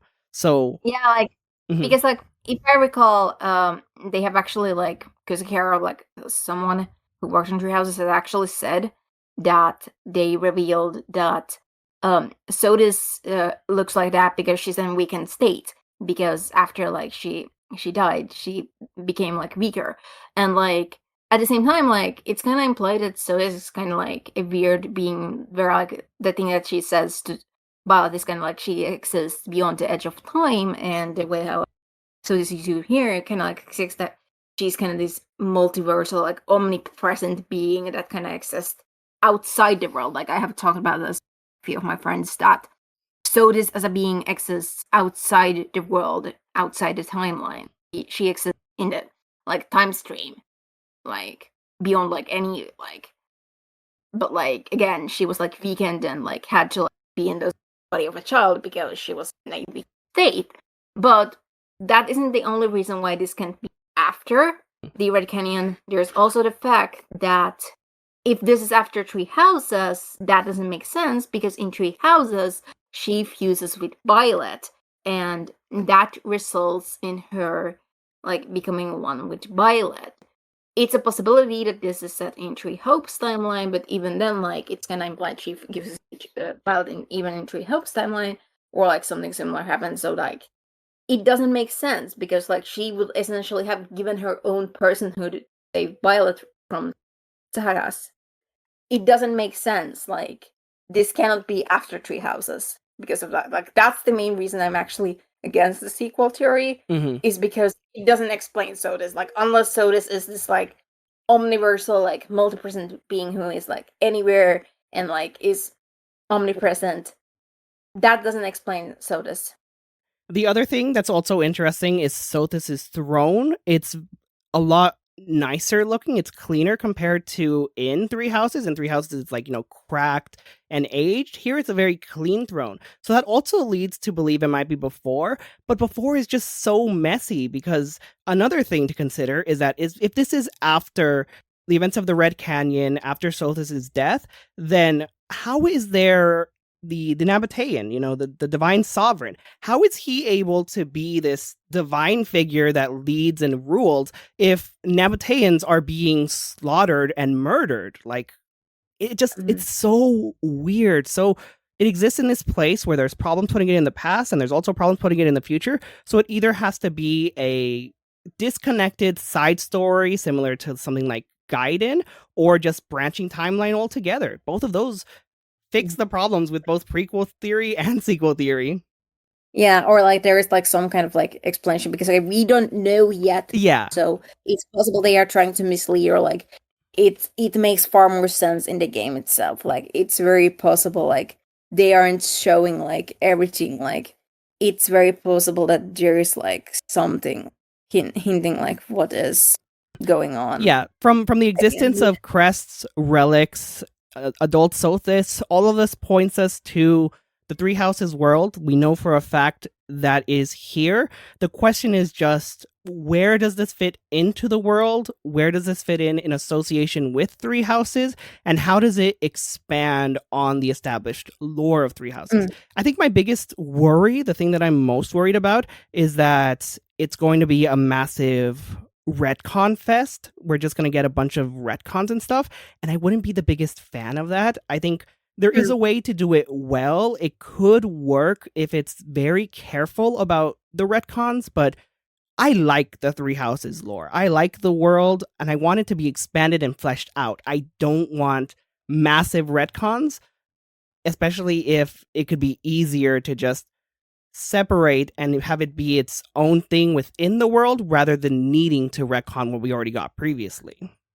Yeah, like that's actually kind of related to my big fear, because like with the treehouse connections, like either it's going to be like retcons, going to feel very forced, or it's like going to be very minimal. Basically, feels like trailer baiting. So it's like it's going to be.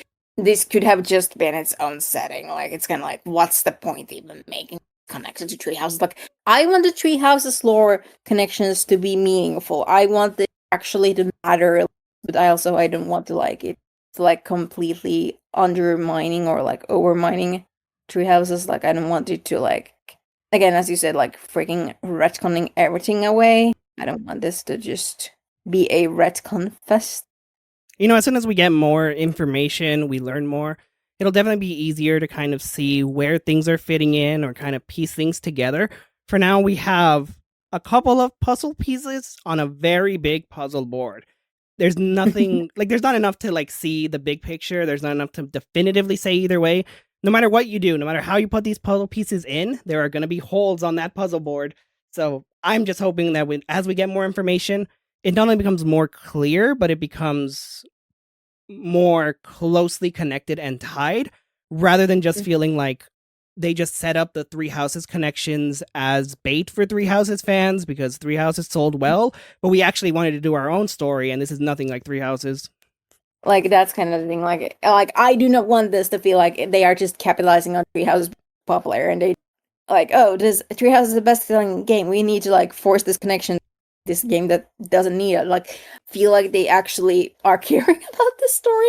What is kind of interesting to me about that is that everything indicates that there isn't an avatar, but there is one small little thing that highlights maybe there is an avatar, or at least some avatar-like figure. And that's the fact that the entire trailer is in third-person perspective. We see the characters, like we see how they're moving, they're talking, everything. But then the last scene with Sothis, that's a first-person perspective. It's waking up, seeing Sothis, and then Sothis speaking to us, but not seeing who she's speaking to. And the way that Sothis speaks, have you forgotten me? It could be a meta thing, the player, Three Houses fans, but also just within the universe, talking to a specific direct character that has a tie and connection to Sothis. And I think if there is an avatar in this game, that avatar is going to be whoever Sothis is speaking to. Whoever that first-person perspective that we can't see, that's going to be the avatar. Because I can't think of any other reason why they would specifically frame that in a first-person perspective when the rest of the trailer is in third person. I actually have a theory. Either, again, like, because this feels like very trailer-based. I don't think that they're going to do, like, meta stuff in this, like, that's mostly shit that indie games do. Like, I don't think a bitch budget Fire Emblem is going to have like meta stuff. I would love to be proven wrong, but like I don't think so. Like I think it's going to be like a character within the narrative itself. Like maybe some kind of character who like similar to us, who is similar to us. Especially like one thing like I forgot with the connection thing. This is possible that there is like some kind of like timeline stuff, like timeline fuckery going on. Mm-hmm. So that could explain the weird things going on. So like, but again, the fact like Soda says, "Oh, have you forgotten me?" implies that again it gives that very trailer bait like meta thing, but also like this is someone Soda knows. So like, one reason it is a first person perspective could be this is a mystery. They don't want you to know till like later on in the story. Like that's a possibility as well. Like they're doing it to like hide some kind of mystery or something.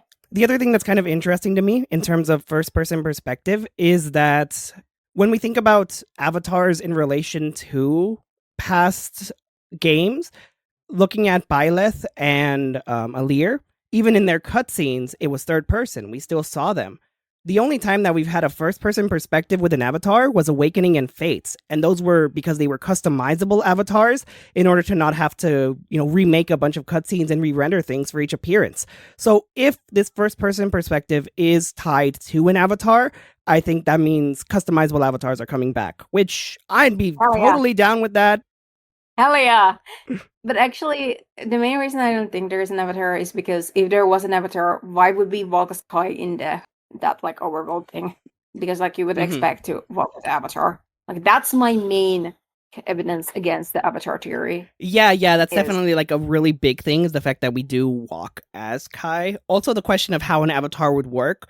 My idea is if there is an avatar, if an avatar is in this game, then most likely it's going to be the framing of the game, like the setup of it is really centered around, the heroic games, this tournament, this championship. So I feel like at the start of the game, you're going to choose who you want to support in the tournament.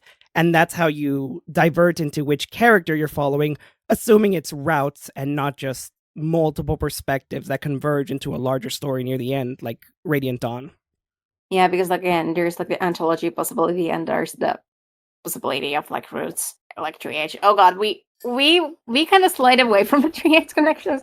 We should probably go back because like there are probably some stuff we want to still talk about 3H.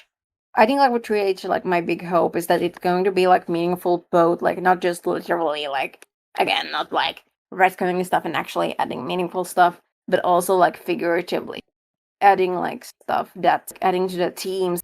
I think for me, what I would want the most in terms of 3H connections, continuing like the themes, it's very clear we're still continuing themes of revenge, strength. I hope that we still get more themes of perspective. Perspective was a very big theme in Three Houses that I loved.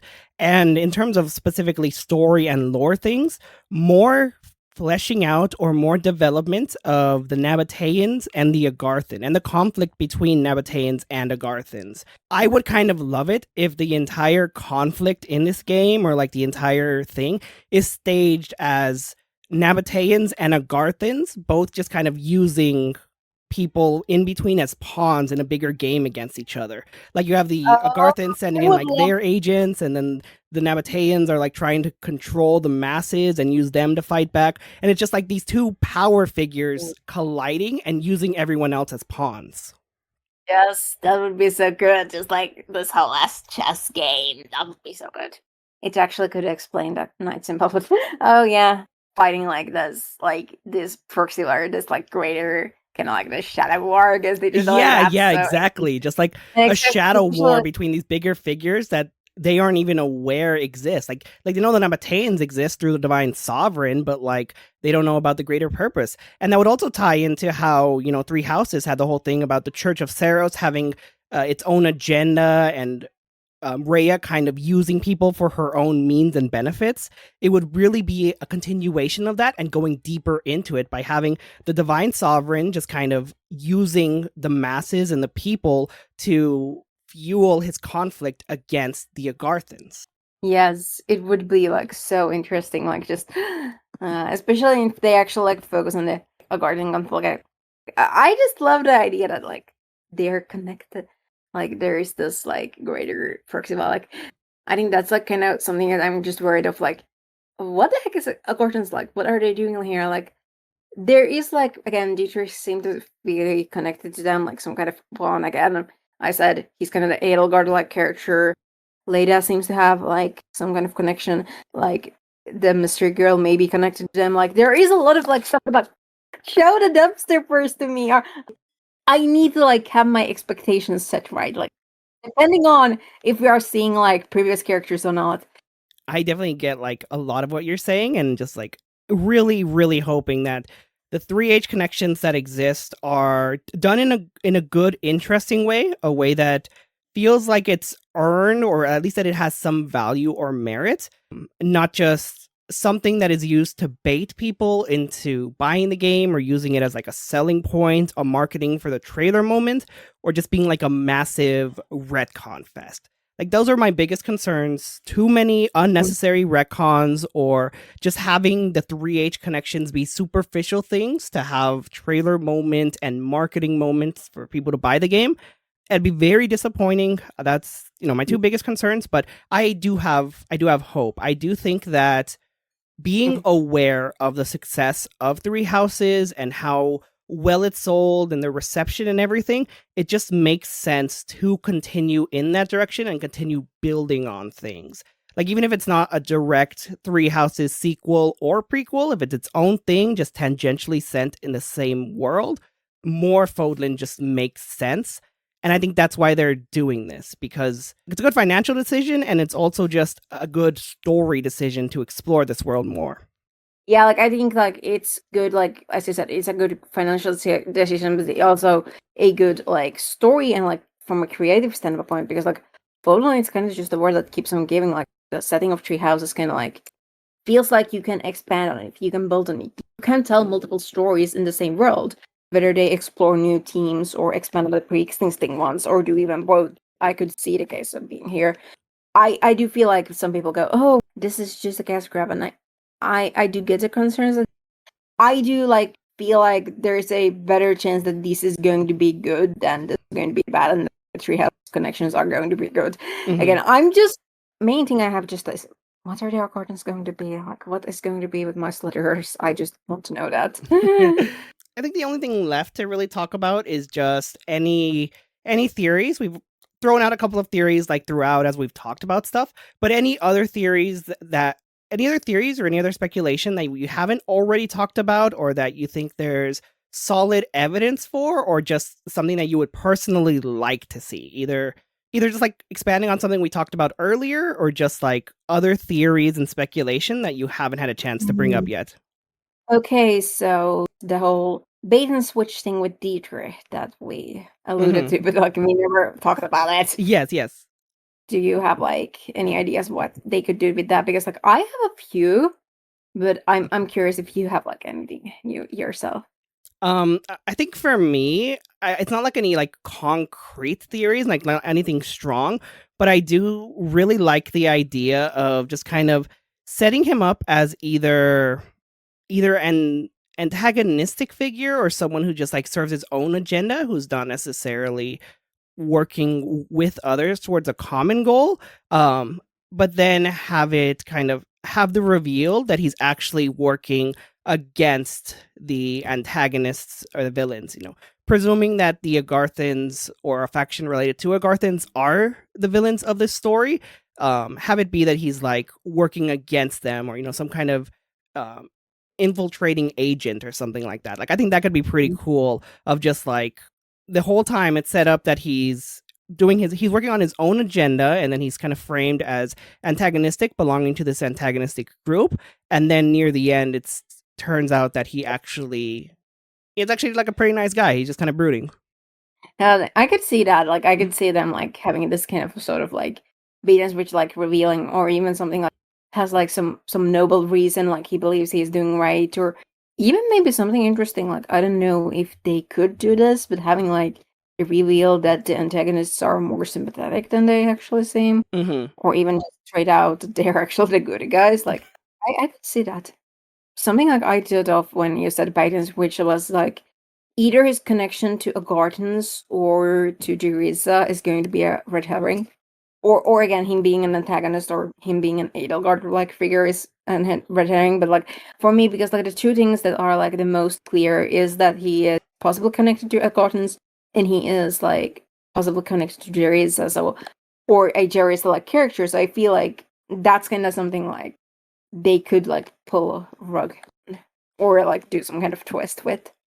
Yeah, that'd definitely be really interesting to see, and just kind of going like leading towards a specific direction of what's to be expected, and then having some kind of either twist or some kind of reveal of either noble motivations, fighting for some kind of cause, fighting against his will, or just being like an infiltrator type of thing. But I would really like that. I would really like if there was some kind of twist with him, or just some kind of bait and switch where he's presented in a specific way and then it turns out to be different.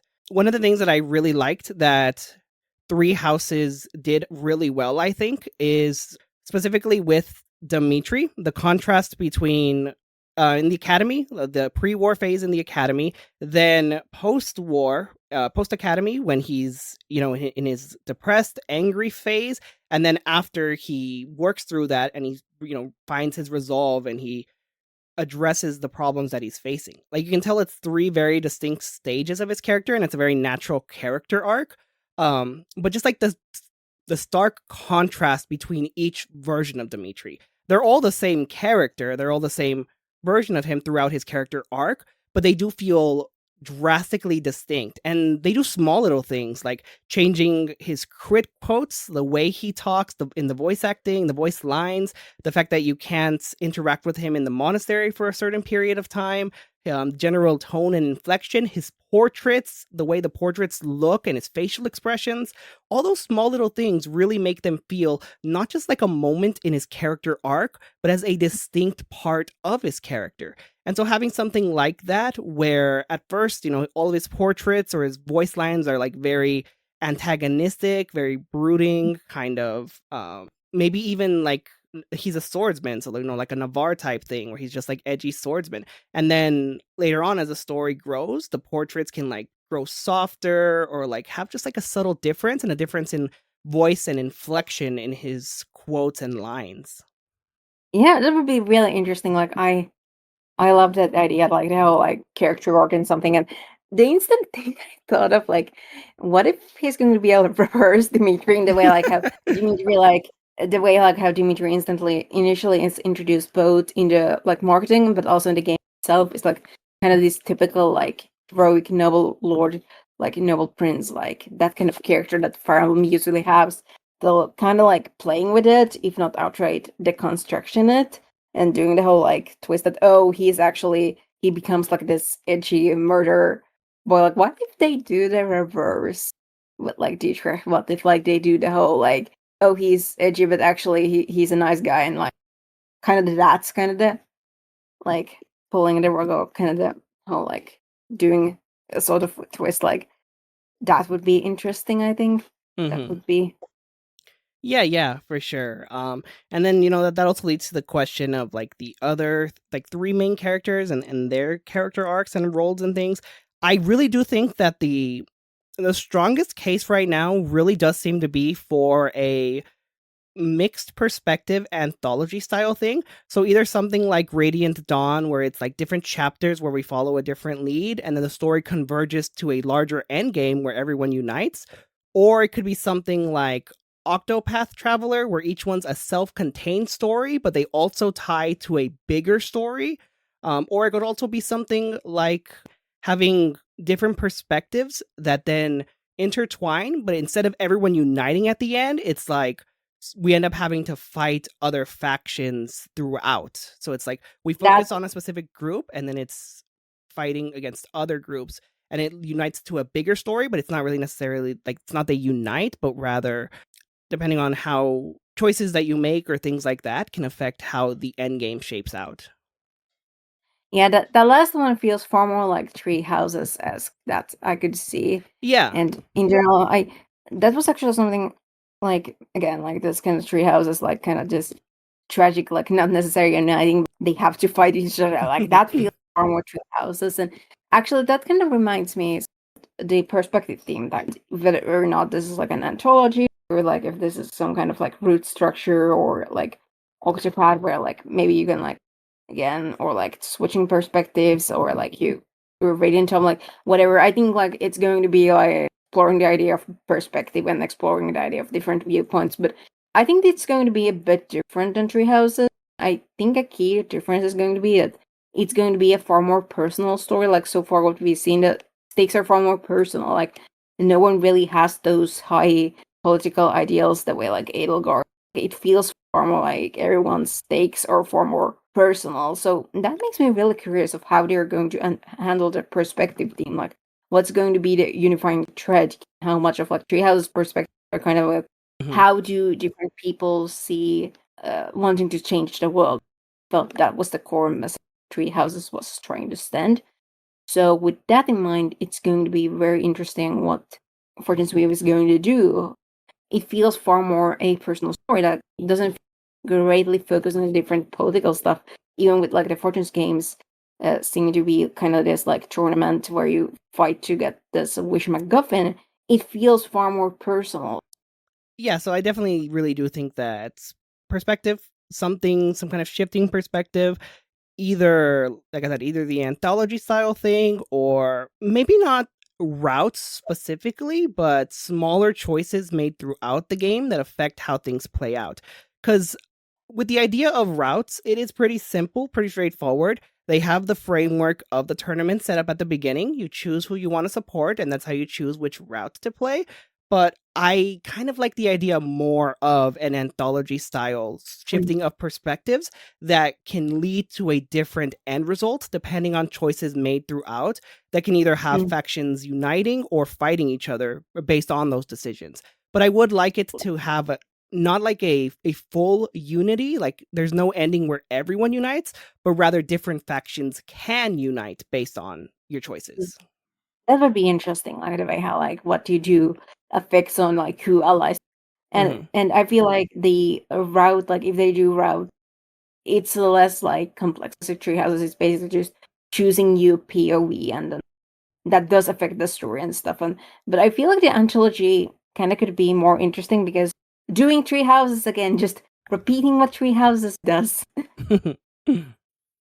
This is going to get a bit of context. So it's related to the Accord, because we have pretty much agreed that Accordans are going to show up. And as you know, I am the resident Accordan expert here. So, okay.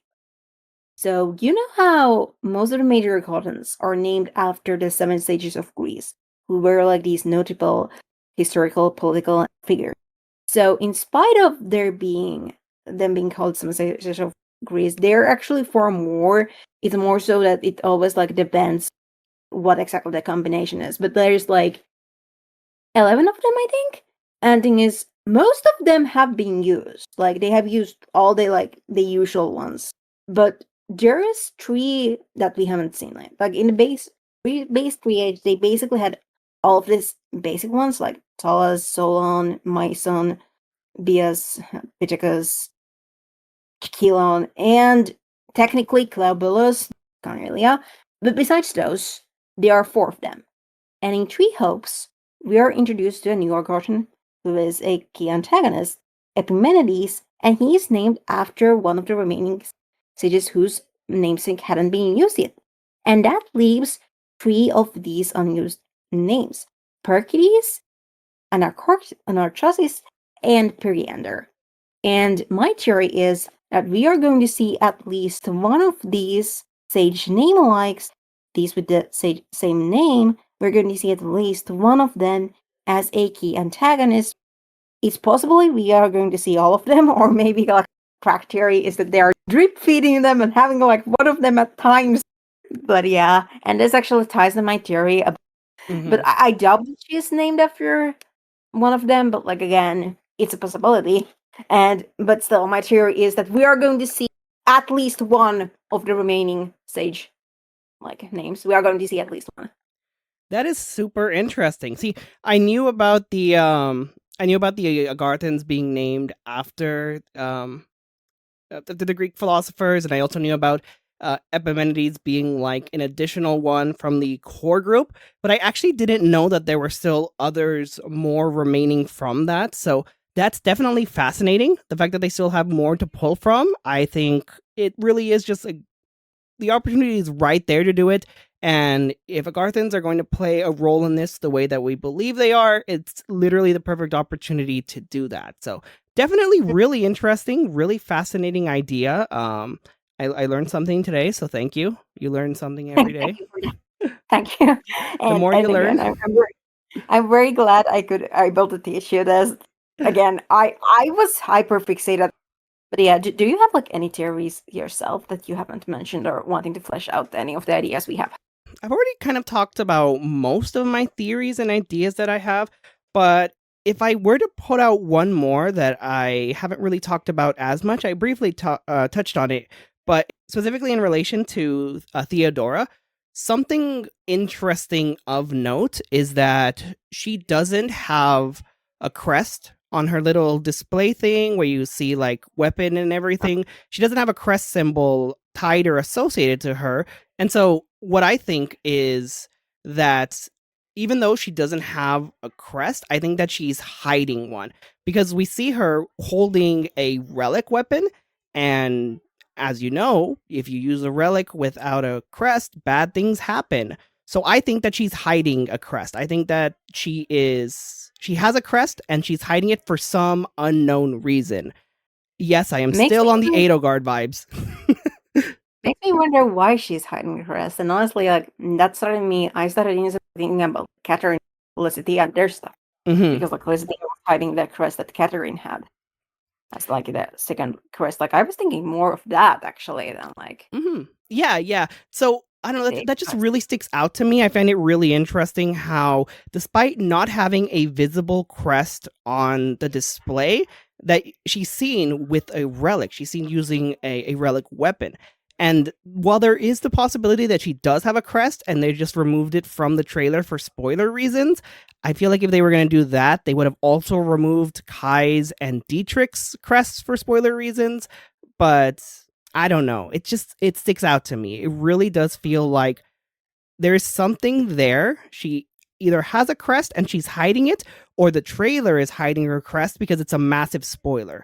And the relic that she's holding, Oh, it's not like a great look at it. There's not like a great reference point. It's probably a new relic, the way that Dietrich has Answerer, which is kind of a new relic, but it is a lance. It's a spear type thing. So when you think of lances, what comes to mind is Eridbar, Lewin, and um Lance of the Ruin. Lance of Ruin. Thank you. I cannot remember the name.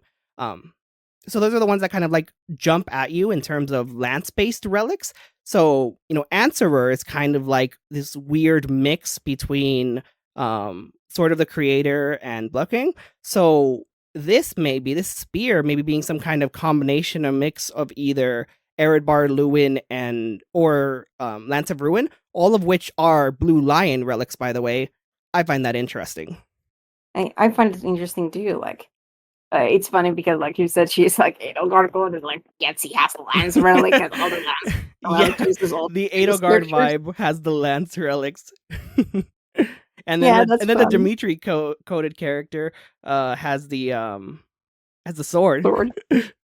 Yeah. No one has access yet. Can anyone be truly Edelgard coded if they don't have an axe? But yeah, do you have still like anything more or I think we pretty much talked about everything that I had in mind. There's not really much else that I can really think of in terms of either things we didn't touch on, things we forgot, or just other ideas that I have. But if you have anything else, I'd be more than open to hear it. If not, I think this is a pretty good stopping place. We've been going for like 2 hours, I think. I'm yeah. most likely not going to edit this other than like cutting out very small audio hiccups here and there. But yeah, no, this was a really good discussion. This was a very, very good, productive discussion on thoughts, theories, observations, speculation, opinions, proving why Three Houses is a great game. Because do you know any other game where you can talk for 2 hours about a trailer? That's actually a good question. I think there are some games, but like this was the first trailer, so that as well, not just any trailer. First trailer. Yeah, But yeah. yeah, just like Treehouse is a good game when you don't have haters whispering in your how it sucks or something. Three Houses is a good game when you don't go on Twitter. I after the direct, after the announcement, I went on Twitter because like I default to Twitter because I use it more because I get more engagement there, and I get happy chemical when I see like button go up. So I went to Twitter and I was just like scrolling through, and everyone was just like, more Three Houses Discord. Why more Fodlin? Where's genealogy? And I was like, man, I'm in a bad mood now. So I went to Blue Sky, and Blue Sky was like, Three Houses, let's go. We got more Fire Emblem. We're so back. And I was like, I really should switch to this platform. Yes. Yes, it was just like, oh god. Like I saw some like Treehouse Assault, but like most people were like excited. Like even people who don't like Treehouses, like I had some neutrals who don't like Treehouses was like, oh, this looks cool. Like I'm like people were actually excited that every game has discourse. What makes Treehouses special? See, okay, Um I'm just gonna say I don't even understand the complaint that we're gonna get more discourse out of this because first of all, we don't know if this is going to be a route-based game where you have to choose one of the characters to follow. So if it's not a route-based game, if it's either an anthology style or a more straightforward game, well, there goes your discourse argument. And secondly, in terms of specifically Three Houses discourse, I don't think that we're going to get very strong Three Houses connections to the point that it canonizes a route or that it continues directly off of the events of Three Houses. None of that seems to be the case from what we're getting here. So this idea that this game is going to spawn more Three Houses discourse is just people being absurd and ridiculous. Yeah, it's just people being like haters or like sick of Three Houses. Like I understand people joking about this. Like some people like act like Three Houses is the greatest light on everything. Like Tree Houses is a good game. Like the way people go like, oh, discourse. Like, yes, Tree Houses discourse can be annoying. Yes, people can be very annoying about the game. But some people act like we just should shut up about Tree Houses forever. Like that's how it feels like. If like people even like mention Tree Houses, that means oh no, Tree Houses, and that just makes like the game tiring. Like honestly, people talking about this Tree Houses discourse is hurting the game's reputation more than Tree Houses at this point. Yeah, definitely. And then the other thing that I kind of think of in relation to people's complaints and stuff, there's a lot of complaints about the oversaturation of Fodlan or Three Houses content. And look, I can understand being disappointed if like you're not a fan of Three Houses or you're not a fan of Fodlan. Being disappointed that we're getting more Fodlan is fine, but calling it oversaturated, I feel like is such an excessive complaint because we got Three Houses, then we got Hopes, which was a Warriors spin-off, and then now we have this. So if we were to exclude Warriors because it's a spin-off that really wasn't even that much additional content, it was like a little bonus thing, that's just 2 games. You know what else had 2 games? Jugdral. You know what else had 2 games? Tellius. You know what else had 2 games? Arcanea. You know what else had 2 games? Alib. Like, where is the oversaturation? Yeah, basically anything that isn't like Sacred Stones or Fates or Engage got like any versus stuff and like or got like something, and even then like Sacred Stones is the one outlier out because like Engage was an anniversary game, so of course it was going to be an one-off thing, and Fates basically ride on Awakening's coattails, so like and like Sacred Stones was a filler game, so like of course, Three Houses, especially since it's the most popular game, is going to have a proper new entry. And especially since feels like something that's kind of more like Gaiden. And again, like, Three Hopes, like, yes, but also, like, no. And the way, like, some people are ready to judge on the game just because of Three Houses connections, like, the game isn't even right. Can we actually behave? At the same time, there are like some people, most of Tree Houses fans. Oh, see, this is proof Engage failed because we are going back to Fodlan, and I'm just like, no, like this was most likely in development while before Engage was released. Like, if anything, this is mainly made like probably not only, but because Tree Houses was popular. There is like actual artistic merit for why this is made and not just, Yeah, like the argument that this is proof Engage was a flop is such a terrible argument because it doesn't line up chronologically timeline-wise. If they waited until after Engage's sales and after the sales reception, and then they said, well, time to go back to Three Houses, we wouldn't be getting this game right now. That's way too short of a window to be developing this. Like, there's literally no way, timeline-wise, that this can be a direct response to Engage's sales. Engage's sales weren't even that bad. It was less than Three Houses, but it was still very successful. It was a very well-selling game. It was well-received. The notion of this meriting hate against Engage is ridiculous. It's childish.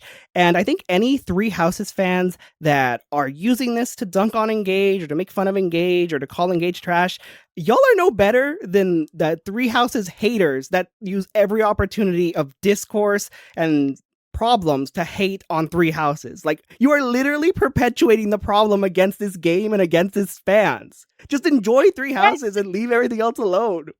Exactly. Like, also, like, people, when, like, Engage came out, like, people were like, oh, we want actually more serious game. We want actually something that's, like, anime goofiness. And now we are getting one! And instead of actually celebrating and talking about the interesting stuff, especially when it feels like this game is doing a lot of things that fans have asked for years, like, again, not having an avatar, again, having POC characters, again, like, there's a lot of stuff that's doing right, but because one, it's connected to Tree Houses, and two, people are really weird about Tree Houses Engage.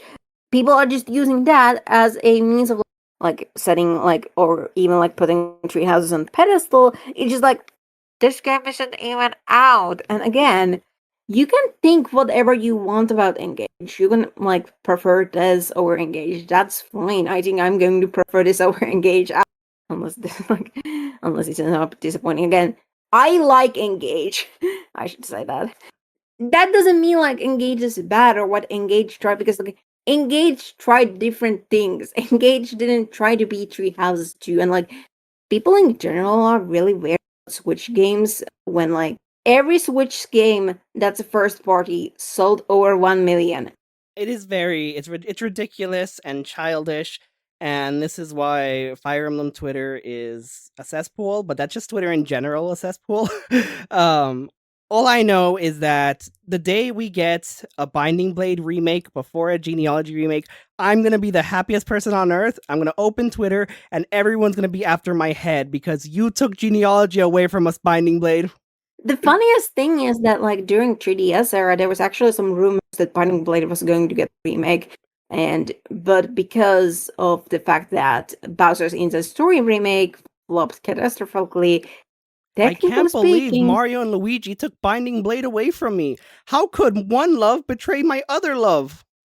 didn't know you liked Mario Luigi games that much. I mean, I don't talk about that much, but it is one of my favorite franchises, despite the fact that I've never actually finished a game.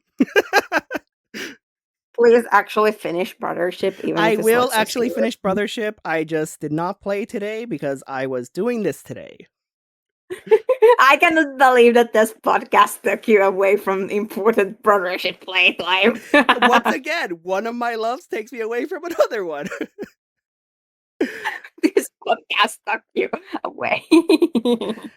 All right. Well, this is probably a pretty good stopping point. I love the fact that we ended on Fandom Bad, play good games, but that's accurate. that pretty much summarizes everything.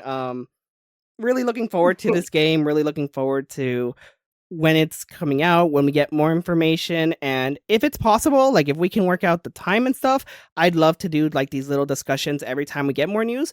Probably not 2 hours every single time, but just like a little discussion about the new information, any like updated theories, or just how we feel about stuff. I think that'd be really fun. I love talking with you about Fire Emblem and talking with you. So Anyways, I definitely agree. I like agree that it's a very interesting, like, again, I definitely want to do more of these. I definitely want to do more, as it's not only because discussion is fun, speculating is fun, talking with you about Fire Emblem is very fun.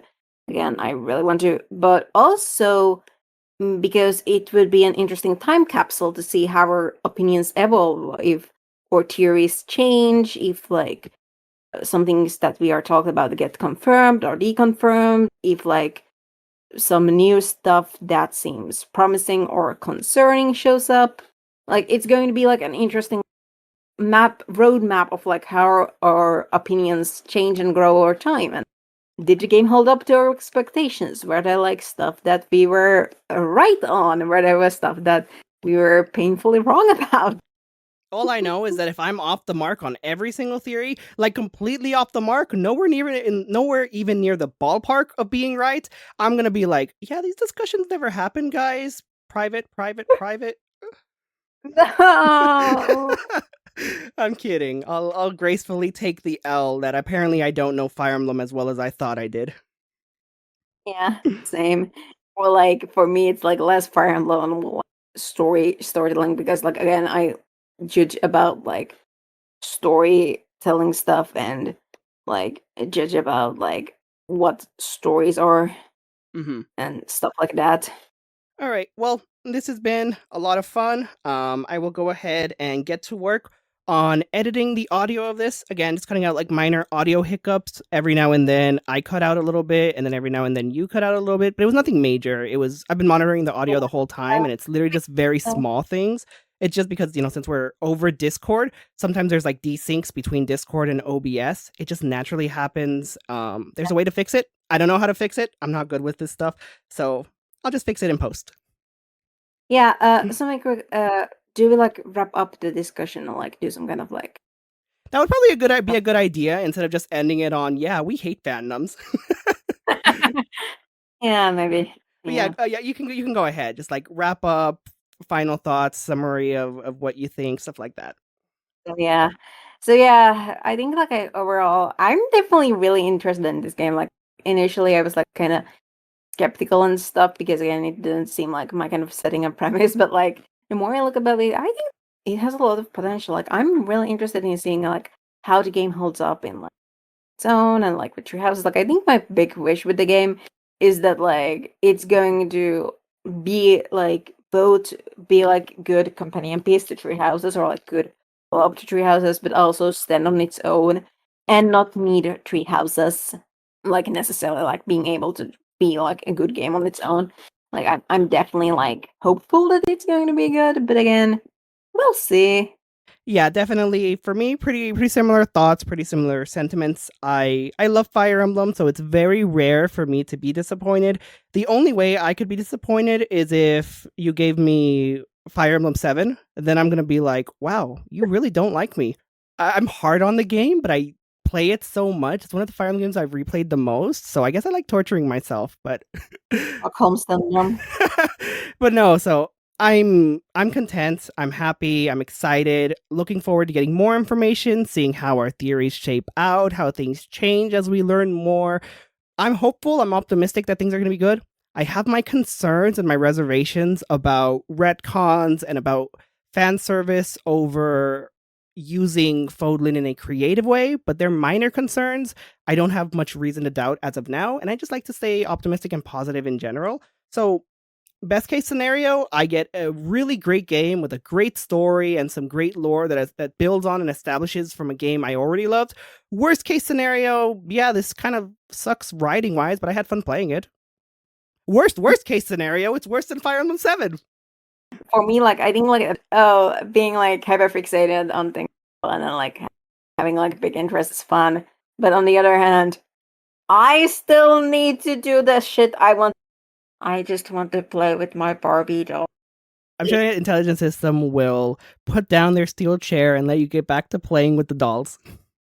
Good, because like it's very funny because like be me, play a game for 8 months, be unable to do your fan works or fandom stuff because you're playing that game for 8 months. Finally beat the game, then 1 week passes, they announce the Tree Houses follow-up. That sounds like a pretty good life to me. If you ask me, it's like, wow, I hyperfixated over this for 8 months. Hey, my old hyperfixation's back. But I want to still do this stuff with new hyperfixation. Like actually, fair, like that's fair. one of my friends actually sent to me like after the direct was over, like, "Oh, this means your current character hyperfixation era is." Oh no. It's very funny because I actually had the opposite experience because like for me, my previous hyperfixation or the most current one was Kamen Rider Gov, and I loved that show. I adored it. I was so massively brain rotted over it, and then it ended, and I was like, I'm gonna be in a depressive slump now because my favorite show's over. And then Nintendo saw me in the corner crying, and they put their umbrella over the rain cloud on my head, and they whispered, "Fire Emblem." That's funny. I love how like we have like opposite reactions.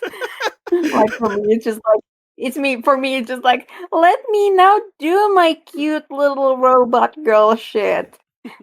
Let me now have these cute little robots kiss. Okay, one of them isn't a robot. I Alright. want this. I just want my Blorbos to kiss. Okay. Fair, Fair and valid. But thanks again for joining me. Thank you for doing this together with me. And we'll join again next time we get another trailer or another major news drop that's worth discussing. Hopefully not for another. I think we're almost at like 2 hours and a half now. But hey, this is as long as it is. I'm not editing this. I'm cleaning up the audio and I'm tossing it onto YouTube. This is a podcast. I don't need to put visuals. Oh no. I don't know. I'll have it. I might have it done like within the week. Who knows? We'll see. I might pull a ball in and then like put it out 3 months later and be like, "Hey guys, I remember when I did this."